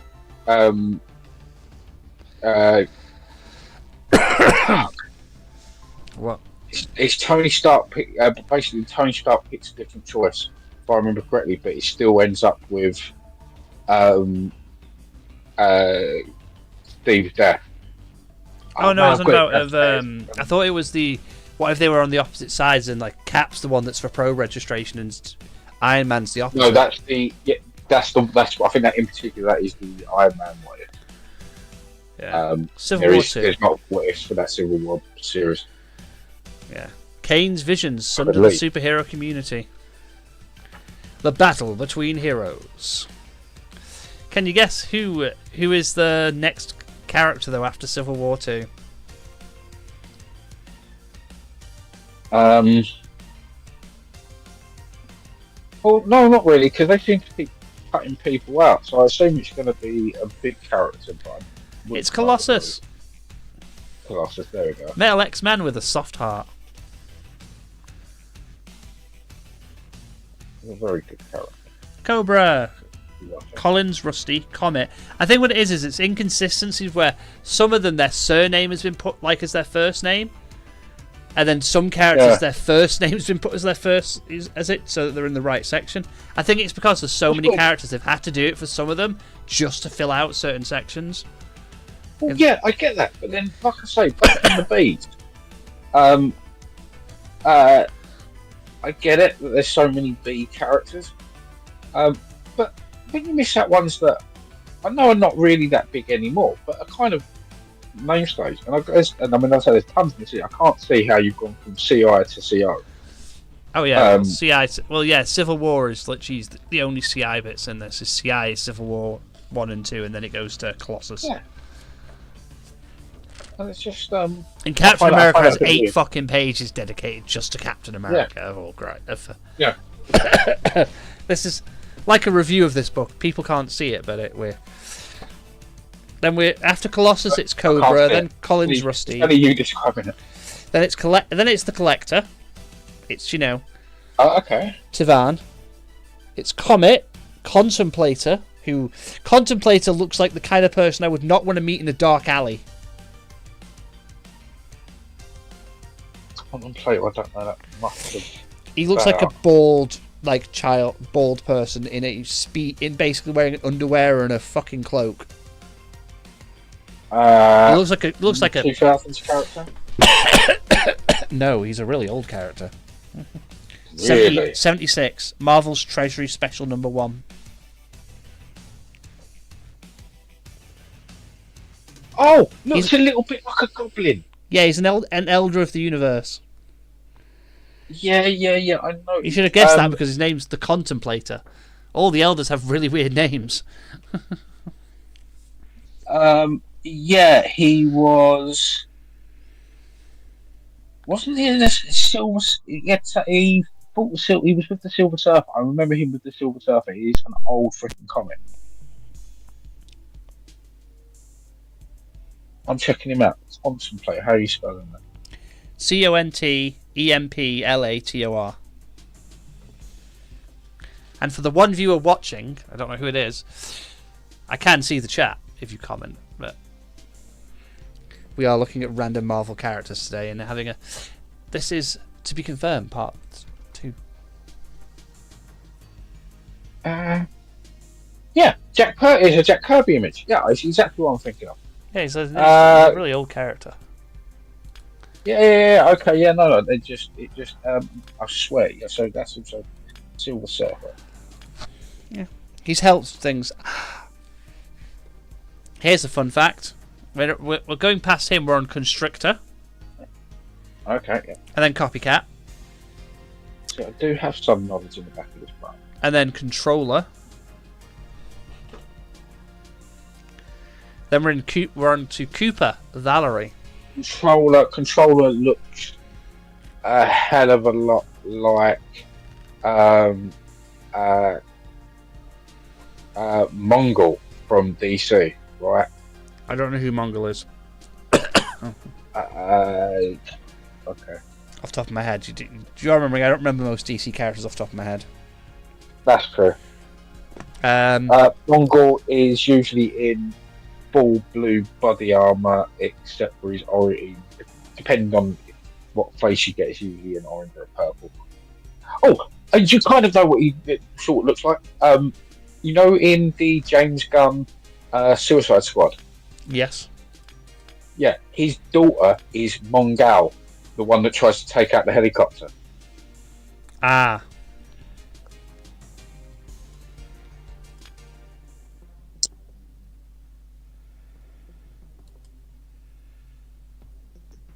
But yeah, he's usually fighting Superman, so and his daughter can usually take toe to toe. So taking out a helicopter should have been easy, but we'll give it that. Yeah, but let's be honest, the entire movie's start of its point was meant to be that they were the guys. Funny. Yeah. It's the one, the only Christopher Summers. Okay.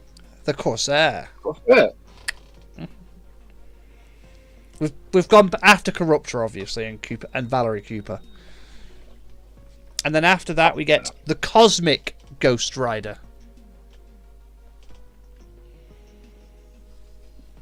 Yeah, that's a 16s one as well, isn't it? I know that one. 2018. Really? Okay, a bit later than I thought. But yeah, it's Real name. Yeah, quite a good run. I love the fact that I'm about to realize his real name, and if anyone watches this, they're gonna go, that can't be right. He's someone else. Real name, Frank Castle. Yeah. Goddamn Punisher. Where you find out that the spirit of vengeance was corrupted and was meant to be the spirit of justice. It's a whole fucking great storyline that leads into it all. There is backstory to this, my people. Backstory. He's an alternate future version of Frank Castle, though. Died while fighting Thanos. And made a deal with Mephisto. Is that really the beginning of it? Yeah. I thought it carried... You know what? Weirdly, I thought this was... I knew it was an alternate reality and all that stuff carried on, but I thought it was still from the point where at one point he took on the spirit of justice instead... the spirit of vengeance instead of the spirit of justice, where it got corrupted. No, he went on a mad one. Ah. No, this Frank Castle is he becomes hell where he died, where he did a deal with Mephisto to become the new Ghost Rider, hoped to return to Earth and gain revenge on Thanos. When Castle returned, Thanos had already destroyed all life on Earth. Castle eventually became the Herald of Galactus in order to fight Thanos, but when Thanos killed Galactus, Castle became a servant of his old enemy. After Frank was killed once again, Odin took him to Valhalla, eventually bringing him back to life and sending him into a time where Thanos was still young. After unsuccessfully trying to parent the young Titan to change his future, the Cosmic Ghost Rider,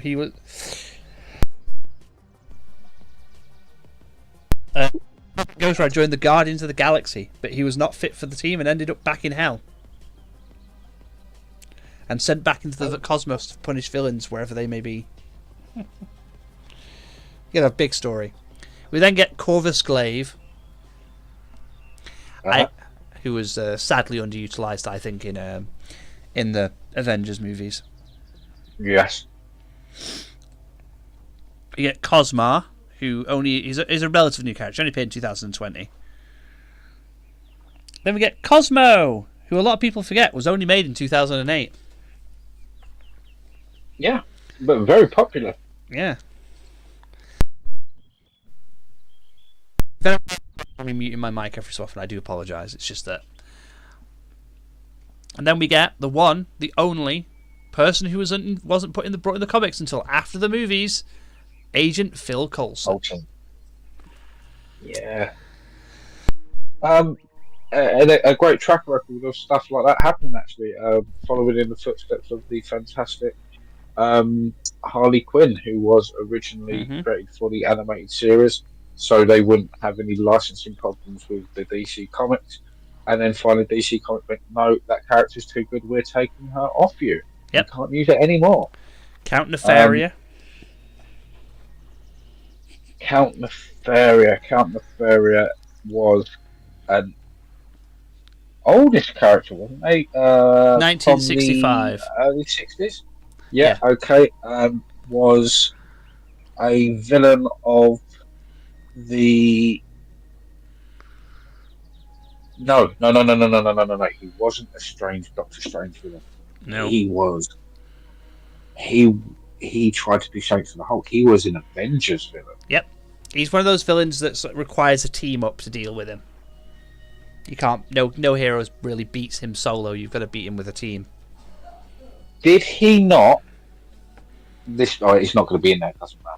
And you won't know, I'll have to Google it. I think at one point he had a weird X-Men-like team backing him up.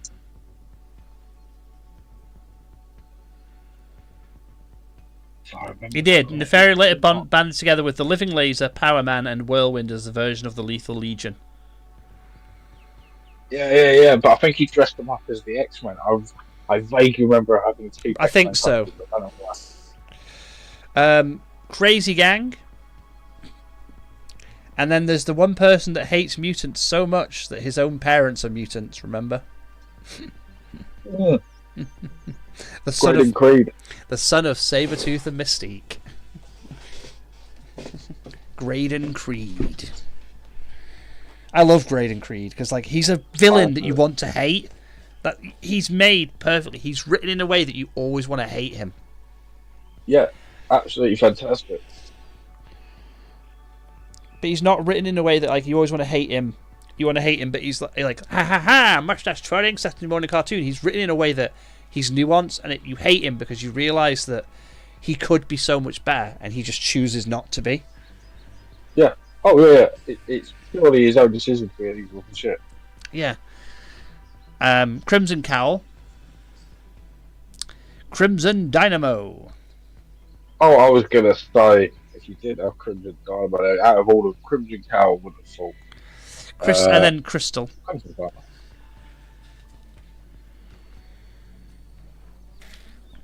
And then we get to Crossbones. Overrated character. Then we get Curse. Then we get Cyber. And then we get Cypher. Cyber.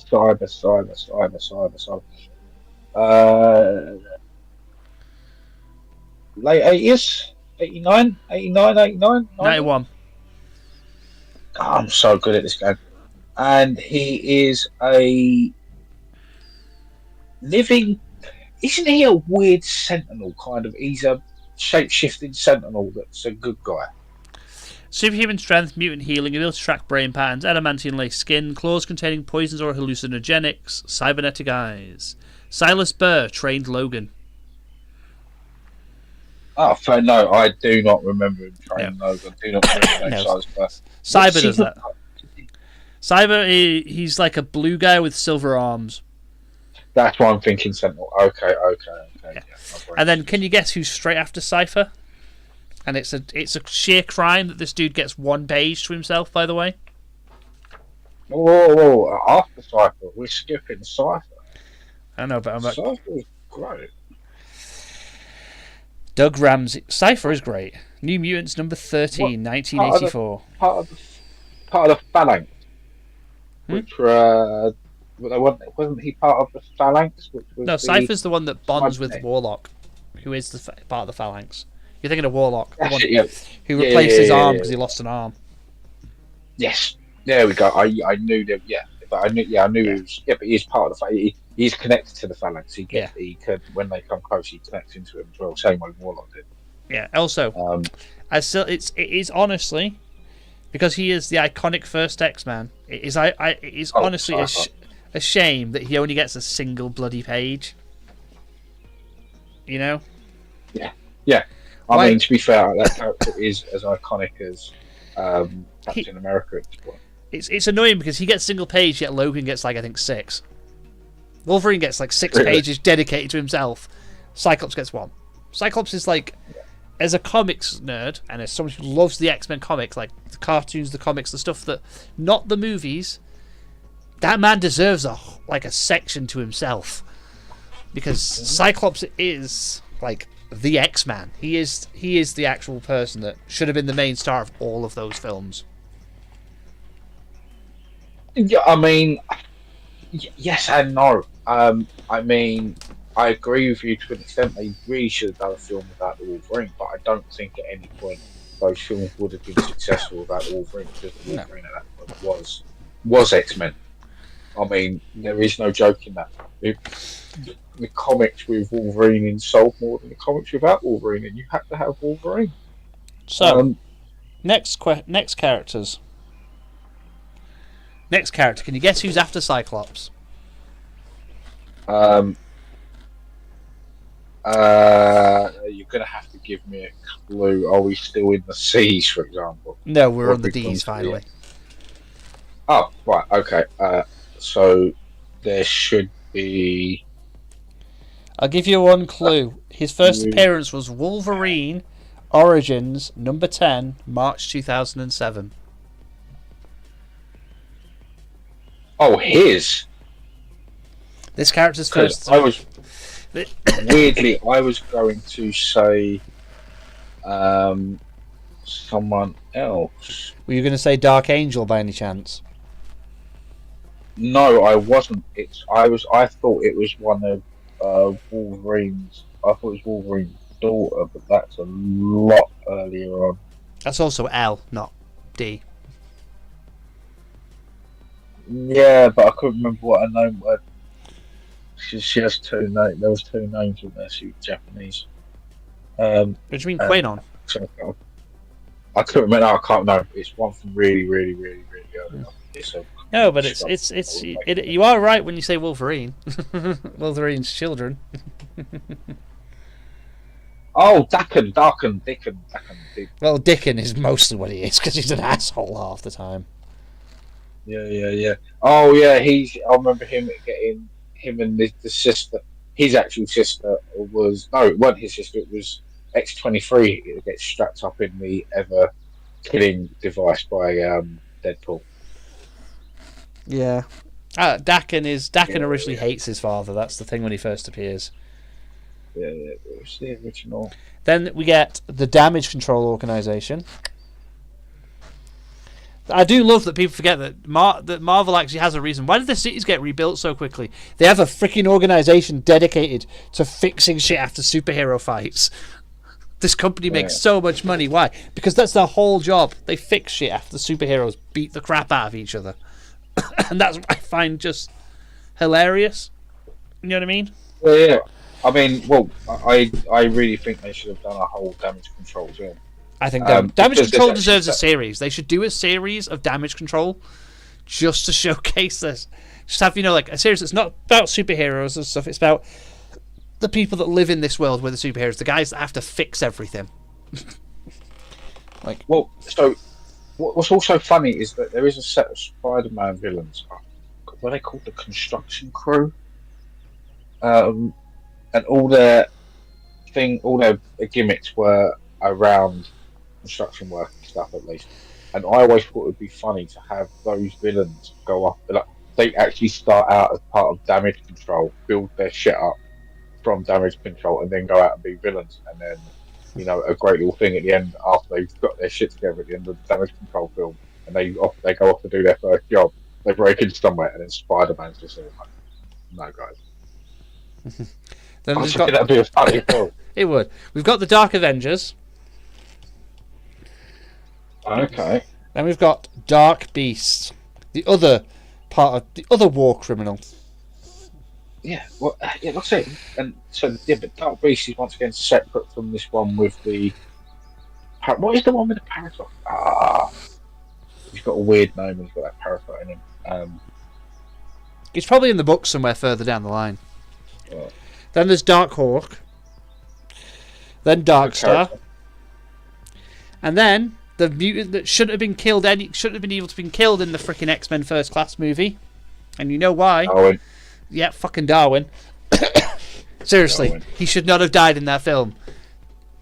Like, it is literally a thing in the comics. They have tried to kill Darwin before, and he cannot fucking die.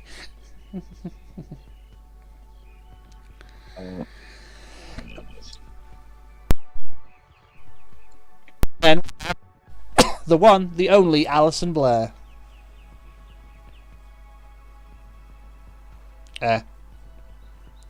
Or she's better known by her stage name, the Dazzler. Dazzler. Sorry, get remember if she was meant to be played by what's his name? Yeah, no, she's apparently meant to be played by Miss Swift. Yeah. Then the Daughters of Liberty. And then the Man Without Fear.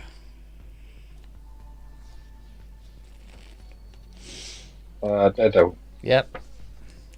And can you guess what event is after Daredevil? That could either be.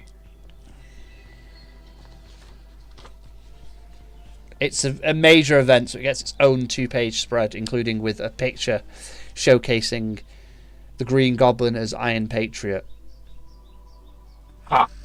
Dark Reign. Yeah. Norman Osborn gains the keys to the kingdom.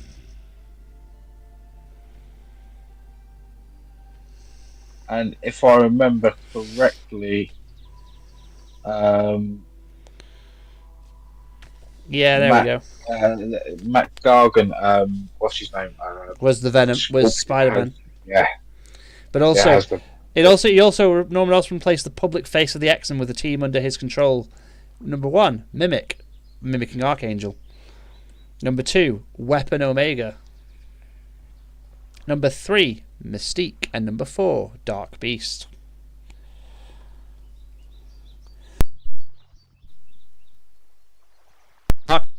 The Beast was part of the X-Men. Norman Osborn's Dark Reign whole thing was kind of a good. Oh, and can you guess who gets the next 1, 2, 3, 4 pages? Well, it's either going to be. Well, I don't know. So First appears in New Mutants number 98 in 1991. Fair enough then, because I was going to say if the Dark X-Men just got a whole page, Dark Avengers should have got a page. But if it's not them, then it's dead. Yeah, it's the Merc with a mouth. Right from his beginning all the way to his current run, it basically goes through his whole timeline. So I know why these guys get this, because they get the whole timeline, so you can catch up with the current what's going on in the current comics. Such as Deadpool now has a symbiote dog, because why not? Look, shit's gone down recently when it comes to symbiotes. Oh, I know. Guess who's after Deadpool though?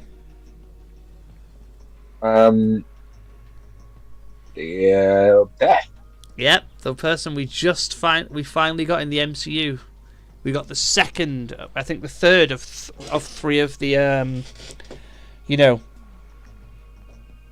of the what are they called beings? I forgot what they are.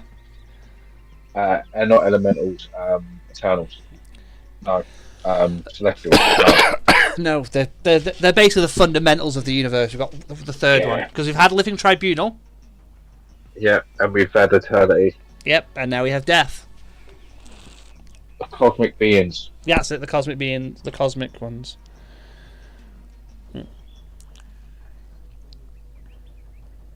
So then, is it Death's Head next? No. Death's Head is on this page, but it's not Death's Head next. Really? It's Deathbird. Death's Head. Oh, okay. Because it's Death's Head's is two words, whereas the next two is one word. The next two names are they're one word, so they're technically ahead of it. There is a reason for that. There is a particular reason for that, and I don't know what this is going to say if you look at it. But the reason for the weird way its name is now pronounced is going to be a big clue. Is going to be in the name of its first appearance. The Transformers number 113. So Marvel had the rights to Transformers. Oh, I know they do. They still make the comics for them now. But at the time, so what happened was originally they did, and they made their own characters, but the license they had was running out. And one character in particular that they owned that was in this that was getting popular was Death's Head. And then they had to find a way of keeping the character because it first appeared in a Transformers comic, which technically means the Transformers IP owned it. So they started pumping out into other things and making him popular out there. So they said, actually, no, it's a Marvel character. And the name went from Death's Head, or one word, to, is it now Death's Head? Yeah, Death's Head, two words. It's Deathbird, Deathcry, then Deathlocket, then Deathlock. Deathlocket? Yeah. Never heard of Deathlocket. 2012. That's probably why. She's a relatively new character. Okay. I say relatively new. She's 2012. That's over 12 years ago. But in terms of as comic fans like us who've read comics for pretty much since we were growing up, yeah, relatively new. Because she's less than she's not even old enough to buy drinks yet. Yeah, I get a pass. Yeah. Deathlock, we've got Death's Head, then Countess de la Fontaine. Oh, guess who gets the 2-page spread at least? Defenders. Yep, the Defenders, who I really want to see come to the big screen properly with the person that's supposed to lead the team. Kinda. Now, this is one of the things, don't get me wrong, I love the Defenders that we got in Netflix. Other than Iron Fist, because I'm unfortunate. Unfortunately for me, the actor that plays Iron Fist wasn't very good, and I don't think it's his fault. I think it's just that I don't think that role was suited for him because I've seen him in other stuff and he does really well, but I just don't like him as Iron Fist. I completely agree with you in his own series, but weirdly enough, as part of that ensemble where the rest of them are doing their bit, he's okay.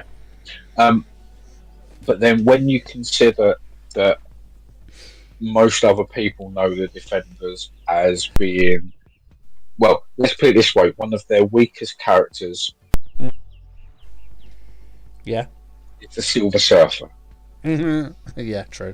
But also, do you know whose next character is after the Defenders? His first appearance was in The Thing, number 28, October 1985. His real name is Dennis Dunphy. He's an adventurer from New York City. He's 6 foot 3 inches and 335 pounds. He's got blue eyes and red hair. Dennis Dunphy was also a wrestler, and he, if I remember correctly, he was Captain America's.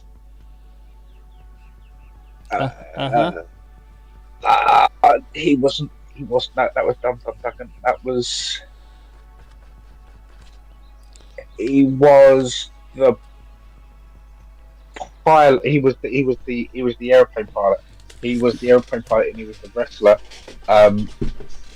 And he was he shot down in He was enhanced strength, endurance, damage resistance, expert wrestler trained in hand-to-hand combat by Captain America. Given superhuman strength by the corrupt power broker, Dennis Dumfries became a pro wrestler, during which time he befriended the Thing. He later became Captain America's unofficial partner as D-Man. And even worked with the Avengers. His near brushes with death diminished his confidence, and he also struggled with schizophrenia. That's right. He wasn't the one that got shot down. The one that got shot down and had to have his lost his shins was a circus performer. That's right. So the next character, by the way, yeah. Our next character, Jax, is real name not applicable. Occupation carnivore. Base a jungle on the other dimensional planet Dinosaur World. Later, the Savage Land. At 25 foot, height, weight unknown, with yellow eyes and red skin. His first appearance is in Devil Dinosaur #1.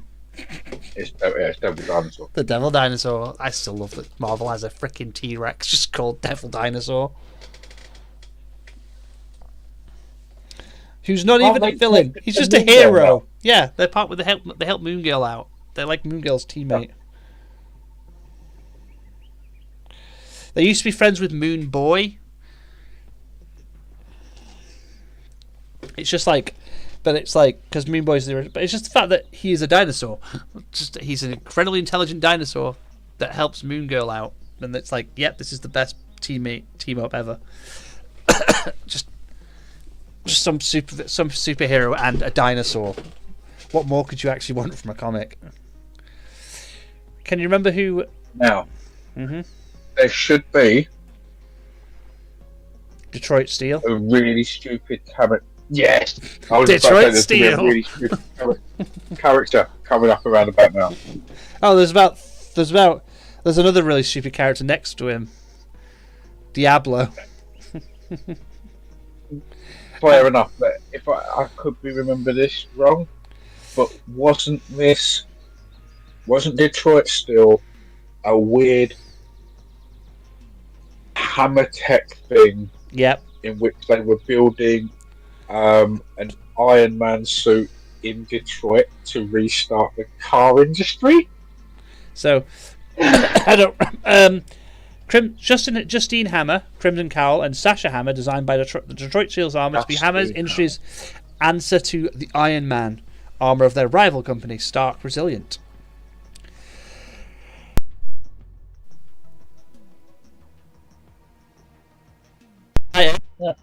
Lieutenant Doug Johnson to pilot their prototype and to train the rest of their Steel Corp pilots. Doug was turned to stone during Fear itself. Once he recovered, he realised he'd been given up for dead. He tried to reclaim his arm, but Sasha already claimed it as her own. She killed him to keep it that way. Okay. Maybe I'm over-remembering something there, but yeah. Then there's the Destroyer. I think that probably was plot point of the story. It's just that this only gives you the brief overview of the story of that character's arc. Yeah, the Destroyer is the thing we got in Thor. It's a good character, actually. Yeah, it's in the Thor film, but yeah, it's a really good. Then we get Diablo. Then we get Diamondback. I always forget Diamondback actually exists. Diamondback is old as shit. No, I always forget that's what his name was, though. Yeah. That his brother goes by what Luke Cage's best friend actually goes by. I always forget that's the villain name. Yeah, he was a hero for hire character. Yeah, Digger. Then Demetrius. Digger is a zombie? Yeah. Amazing Spider-Man number 51. There we are. And then we get Dr. Bong.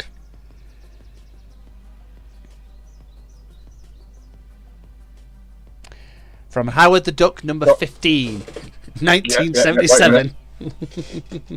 And he is a giant. Is he a giant gong or is he a giant bell? He is a giant gong. It's a giant bell. And he hits his When struck by the large metal bell he wears on his hand, Dr. Bong's helmet can produce sonic waves for a variety of effects.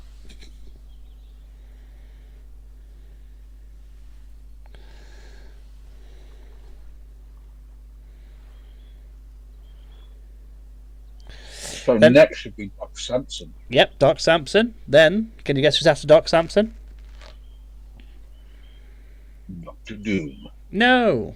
Dr. Faustus. Doom. Oh, really? Yeah, Dr. Faustus. And then Dr. Nemesis. And then, because the man, the myth himself, deserves an entire page to himself, being the diva that he is, Dr. Victor Von Doom. Yeah, he gets a page to himself. Because I'm not surprised because the next 20 pages are all going to be doctors. It's like the PhD section. Yeah, it is. Dr. Druid, Dr. Spectrum, Dr. Otto Octavius, Dr. Stephen Strange. Oh, no, stop. What? Dr. Druid Uh-huh. gets an appearance in this book. Yep. Granted, old character, but Bull does a dope does. What the fuck is going on with the creation of this? Well, he has actually appeared recently in comics. Has he been? Okay, fair enough. I'll shut the fuck up then. Because I can tell he has, because he's got an entry that's like within the last 10 years of comics art style. Like his picture is Okay. a new style one, same as Doc Ock is there. I still love Superior Spider-Man, by the way. Superior Spider-Man is an underrated comic series of like Doc Ock is beautiful. Then we get Strange, who gets his own page. Then we get Domino. Really, we've run out of doctors already. We've run out of doctors already, apparently. Because Dr. Banner doesn't get it. It's not Dr. Banner, it's just Bruce Banner. Yeah. Then we get Yeah, Dupe. right. We get Dupe. Can't argue with Dupe. Whoa. Dupe. Dupe is like a jelly bean? Yeah, he's a weird jelly bean with an X on his chest and, like, arms. Isn't he incredibly powerful, just doesn't really use his ability? Levitation, auxiliary brain, superhuman strength, speaks in strange language only intelligible to those in close proximity. Maybe not, I'm thinking of someone else. His base is the Xavier Institute for Mutant Education and Outreach. Yeah. Then He's always in the background. Then it is the Dora Milaje, who people often forget were made back in 1998. They weren't some new invention for the films. They actually existed prior to the films. Yeah. And then it is our good old member of the Faltine race, the man, the myth, the legend, the sometime ruler of the dark dimension, Dormammu, who I've come to bargain, by the way. First issue was in You guess when? Strange Tales. Which number? Oh, I was going to go for a year. What year? He's not one of the technically classic early ones, so he's about 60 or 70. 1964. No. Oh, I was talking issue numbers. Oh no, I wasn't talking years. Issue numbers 126. Whoa. You spoiled my fun. I know, I have to. It's taking too long, and you know what I'm like. No, I was getting there because I was thinking. I thought it was issues around about number 70 or 80, which would have knocked it around about 1964. So, do you know who's next after Dormammu himself? DORD.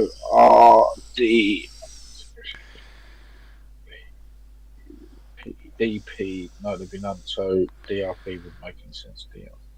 DRA. Drax. No. Dragon. No. What? You are right with DRA. He's the most powerful something on Earth. Most powerful something on Earth. Yeah, he's the king of the somethings. Oh, is it Drax? Yeah, no. Like, we couldn't just have one Drax, so go straight to the end. No, it's Dracula. How did you forget about Dracula, the greatest vampire in the world? With that, not only is the reason I'm not doing this accent, because it's Dracula, and it's the only way I can imagine he could ever speak. I completely brain fried and forgot Marvel have their own Dracula. Yes. Dragon Man is the character straight after him, so you were close. And then after Dragon Man, it is Dragon of the Moon. Okay. And then Drake Frank. Characters. Frank Drake. And then Drax the Destroyer. Drax the Destroyer. Dragon of the Moon. Yeah, I've never actually read the comic for that one. I want to actually find out which comic it's in and read it. It's from 1985. I was going to say it's not from 18 anything. Yeah. But the other one, that was just interesting. Dragon Man is Fantastic Four. Yeah, he is. 1965. And he breathes fire. And it can climb walls. If I remember correctly. Yeah. Like a big climby, jumpy thingy. He can fly as well because he has wings. That's probably what I'm thinking of. And then it is Dread Knight after Drax. Dread Knight, Dream Queen, Dreadnought, Despire, and Dum Dum Duggan. Dum Duggan, classic character. I love Dum Dum Duggan. And then Dust. And he's an old character because this is he's actually pre-Marvel doing superheroes. He is when they were doing Sergeant Fury in his Howling Commandos #1, May 1963. Yeah, man. Back then, Marvel did two things very well. They did World War II comics and war comics very, very well, and they did romance comics very well. Duggan joined him. Duggan eventually discovered that for many years he'd been an LMD, and that the original Duggan had died years before. He killed himself, but he was brought back by Maria Hill to head Stake, and then lead a new monstrous incarnation of the Howling Commandos. Even trying to die, Duggan doesn't get to rest. Oh, but like I said, there is one. It's not. I don't think. Was his name Bullet? There is one of the Howling Commandos who literally lost their shins, and they reattached his feet to the bottom, and he became like a really bouncy character, almost like Batroc. I think when you get to H, there is actually the Howling Commandos at H. Fair enough. So they do have their own entry, like with the rest of them. Then it is a character that I don't think was actually done kind of justice in the Avengers film, in Infinity Wars. Ebony Maw. Ebony Maw was a good character. He at least got to actually, he got more screen time and also. Yes, we're now on the E's. We get Ebony Maw, and then we get a character that some people, when this show came out earlier this year, were thinking is a brand new character that Marvel just invented. Okay, who's that? Echo. Oh, Echo. No, Echo is 1999. Early 2000s. Yeah, I'll say early 2000s. Yeah, some people seriously think Echo was only made recently. Oh, and who cares about these new female characters? Marvel should make a new character now just so they don't have to go back to making good superhero. Because I'm like, Echo's not a relatively new character. She's the 90s. She's a 90s character. It's just relatively speaking. Yeah, she's. What a lot of people forget is that a lot of the Marvel characters we got in movies, a lot of people seem to have forgotten that Iron Man, Captain America, Thor, and Guardians of the Galaxy were some of the worst selling comics when they were brought to films. They were not like the popular heroes. They were the dregs, because they'd sold all the popular heroes. They'd sold the X-Men. They'd sold Spider-Man. They'd sold the Hulk, basically, at that point. And stuff. And, Fantastic Four. They'd sold all their popular comics to these other companies, and were like, shit, what do? We've only got the dregs. We need to do something. And it was, in all honesty, it's the casting that worked. Mm-hmm. The fact that they cast Robert Downey Jr. as Tony Stark just worked because Yeah, it's lucky. it was just it. Well, yeah, it was just a lucky break. They cast the right person at the right time. Yeah. If they'd have cast anyone else, I think, as Tony Stark, I do not reckon that film would have hit off. No, it really wouldn't have. It really wouldn't have. All the other options now, like the Leonardo DiCaprio one wouldn't have worked. No, The Tom Cruise one would not have worked at all. Like none of the other He actors. would've- It would have just tanked if it was. In all Tom honesty, Cruise. I think if it had worked with him in the first one, he would have bought the company. He would have bought Marvel. Yeah. In flat fairness. But anyway, so if you've got Echo there on that page somewhere, should be one of my favourite Marvel creations, and literally old as the hills. It might be on the next page because Echo and Ebony Moore are the only two on that page.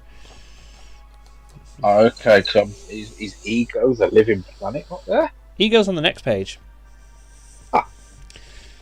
And as is also one of Marvel's silliest characters, and I will not take that back no matter what you tell me to do. Mr. Elias Starr. Or Elias. Oh, give me a second. you should know what I mean when I say silly character, Jax. Give me the issue. Tales to Astonish, number 38, 1962.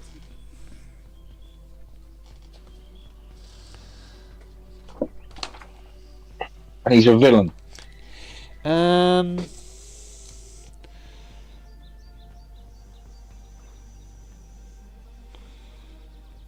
He's obsessed with destroying a certain rival, so yes, he's a villain. And they got into a legal dispute slightly with DC over the name because he is called Egghead. Yep. Oh. I wouldn't know about the legal dispute, but yes, it's Egghead. That's why I say he looks silly, because he looks like one of those aliens from I forgot what the film is, the Coneheads. Yeah, okay. Yeah. I do remember it. Yes, no. I don't know if there was something because there is a Batman villain that was actually played by Vincent Price in the Batman TV show called Egghead. Oh dear. Okay. And also we've got Eel as well. And then Eel's old. Eel's really old.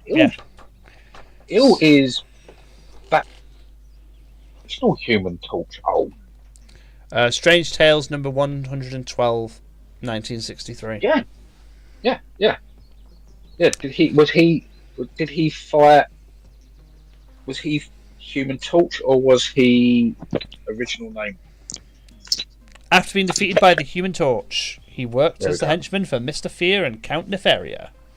Also, There we go. you should know who this next entry is, Jack, just by me saying the Grandmaster, the Possessor, the Champion, the Runner, the Gardener, the Collector, the Challenger, the Contemplator, Stranger, Architect, Astronomer, Caregiver, Father Time, the Explorer, In-Betweener, Judicator, Promoter, Trader, Voyager, Obliterator, and many more. Who are they?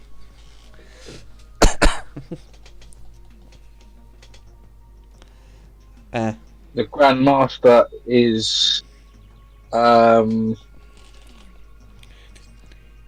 the heroes, the Elders of the Universe. Yep. It's the Elders. It's the list. It's the entry about all the Elders.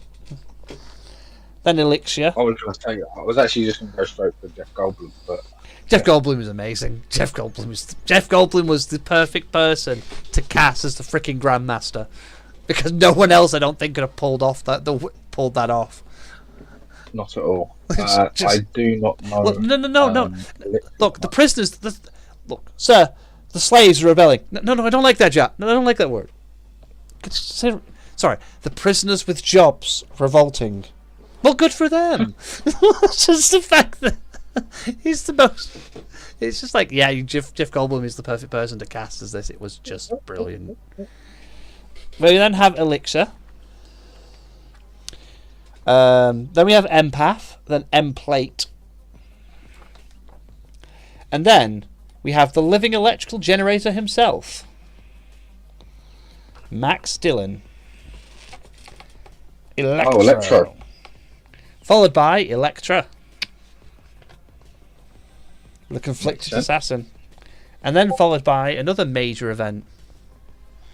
A major event. Do you know this major event? Beginning with E.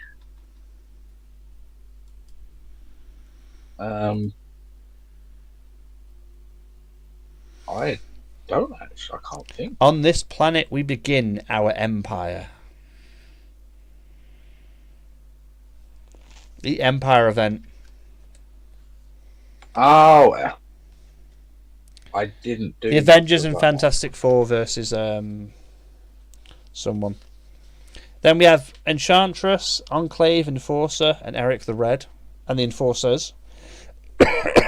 And the one guys we talked about earlier, the movies that we were talking about earlier.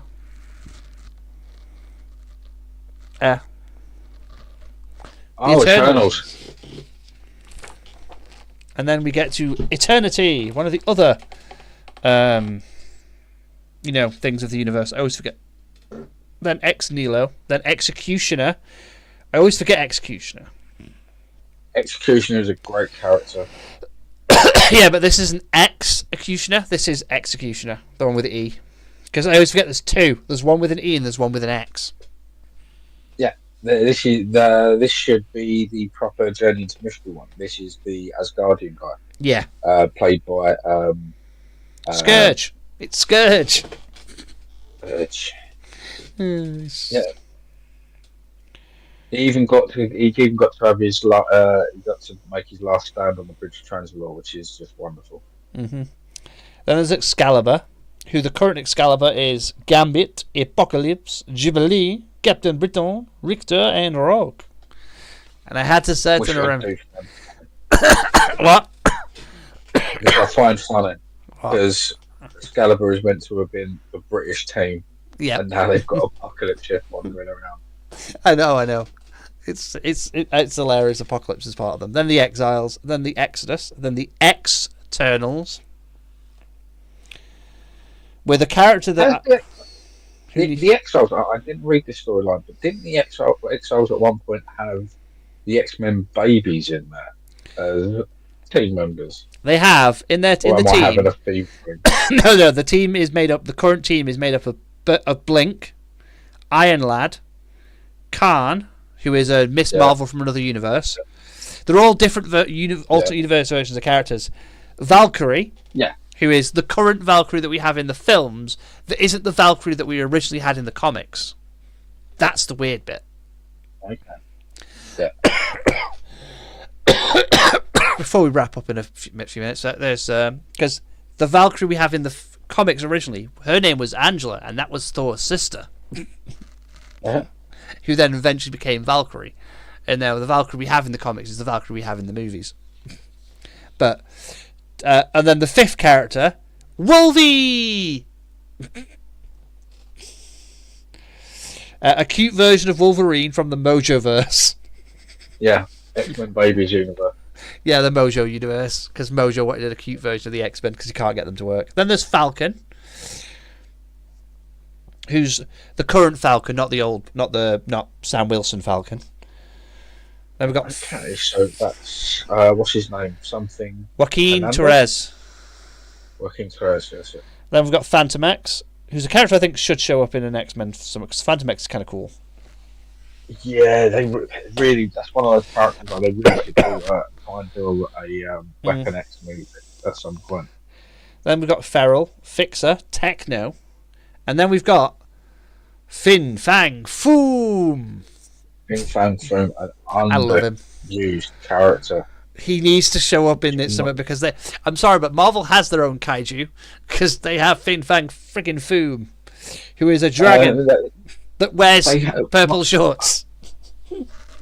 Marvel have an entire back catalogue of kaiju. massive monsters. Yeah, they need to do it.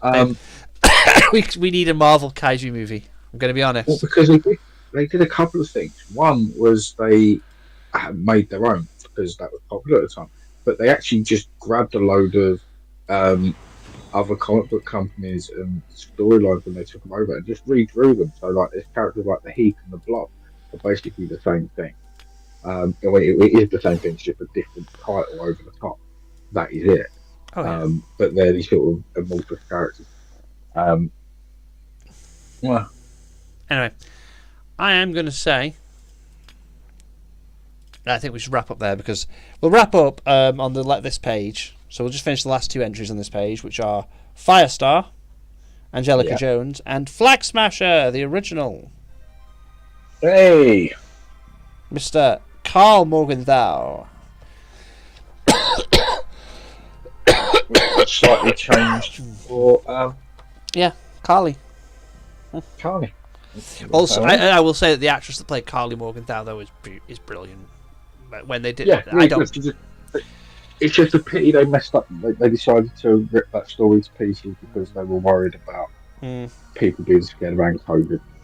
Also, I will actually end the episode on the saddest event that happened in recent years, in my opinion. Okay. Because we're in the Fs, and we might as well finish We might as well finish today's episode on a sad note, and if we go through this book again at a later date in another episode, we can start on a high note, but we'll finish on a low note of the fall of X. Ah, okay. The mutant Armageddon had arrived. Yeah. I thought that was a very true story, to be honest. Those stories were so good. I enjoyed the entire run from Rise of X, Reign of X, Power of X, and then the Fall. I enjoyed all of it. The next, once again, I'm going to over exaggerate, but the next 100 pages are all going to be massive stories. Oh no, the next next section after this is we're ending on we're starting on a high note next time. That'll be the first family, I guess. Yeah. The originals, the best, the first heroes. The ones that spark the age of Marvels. But anyway, I'm going to say goodbye to everyone today and watch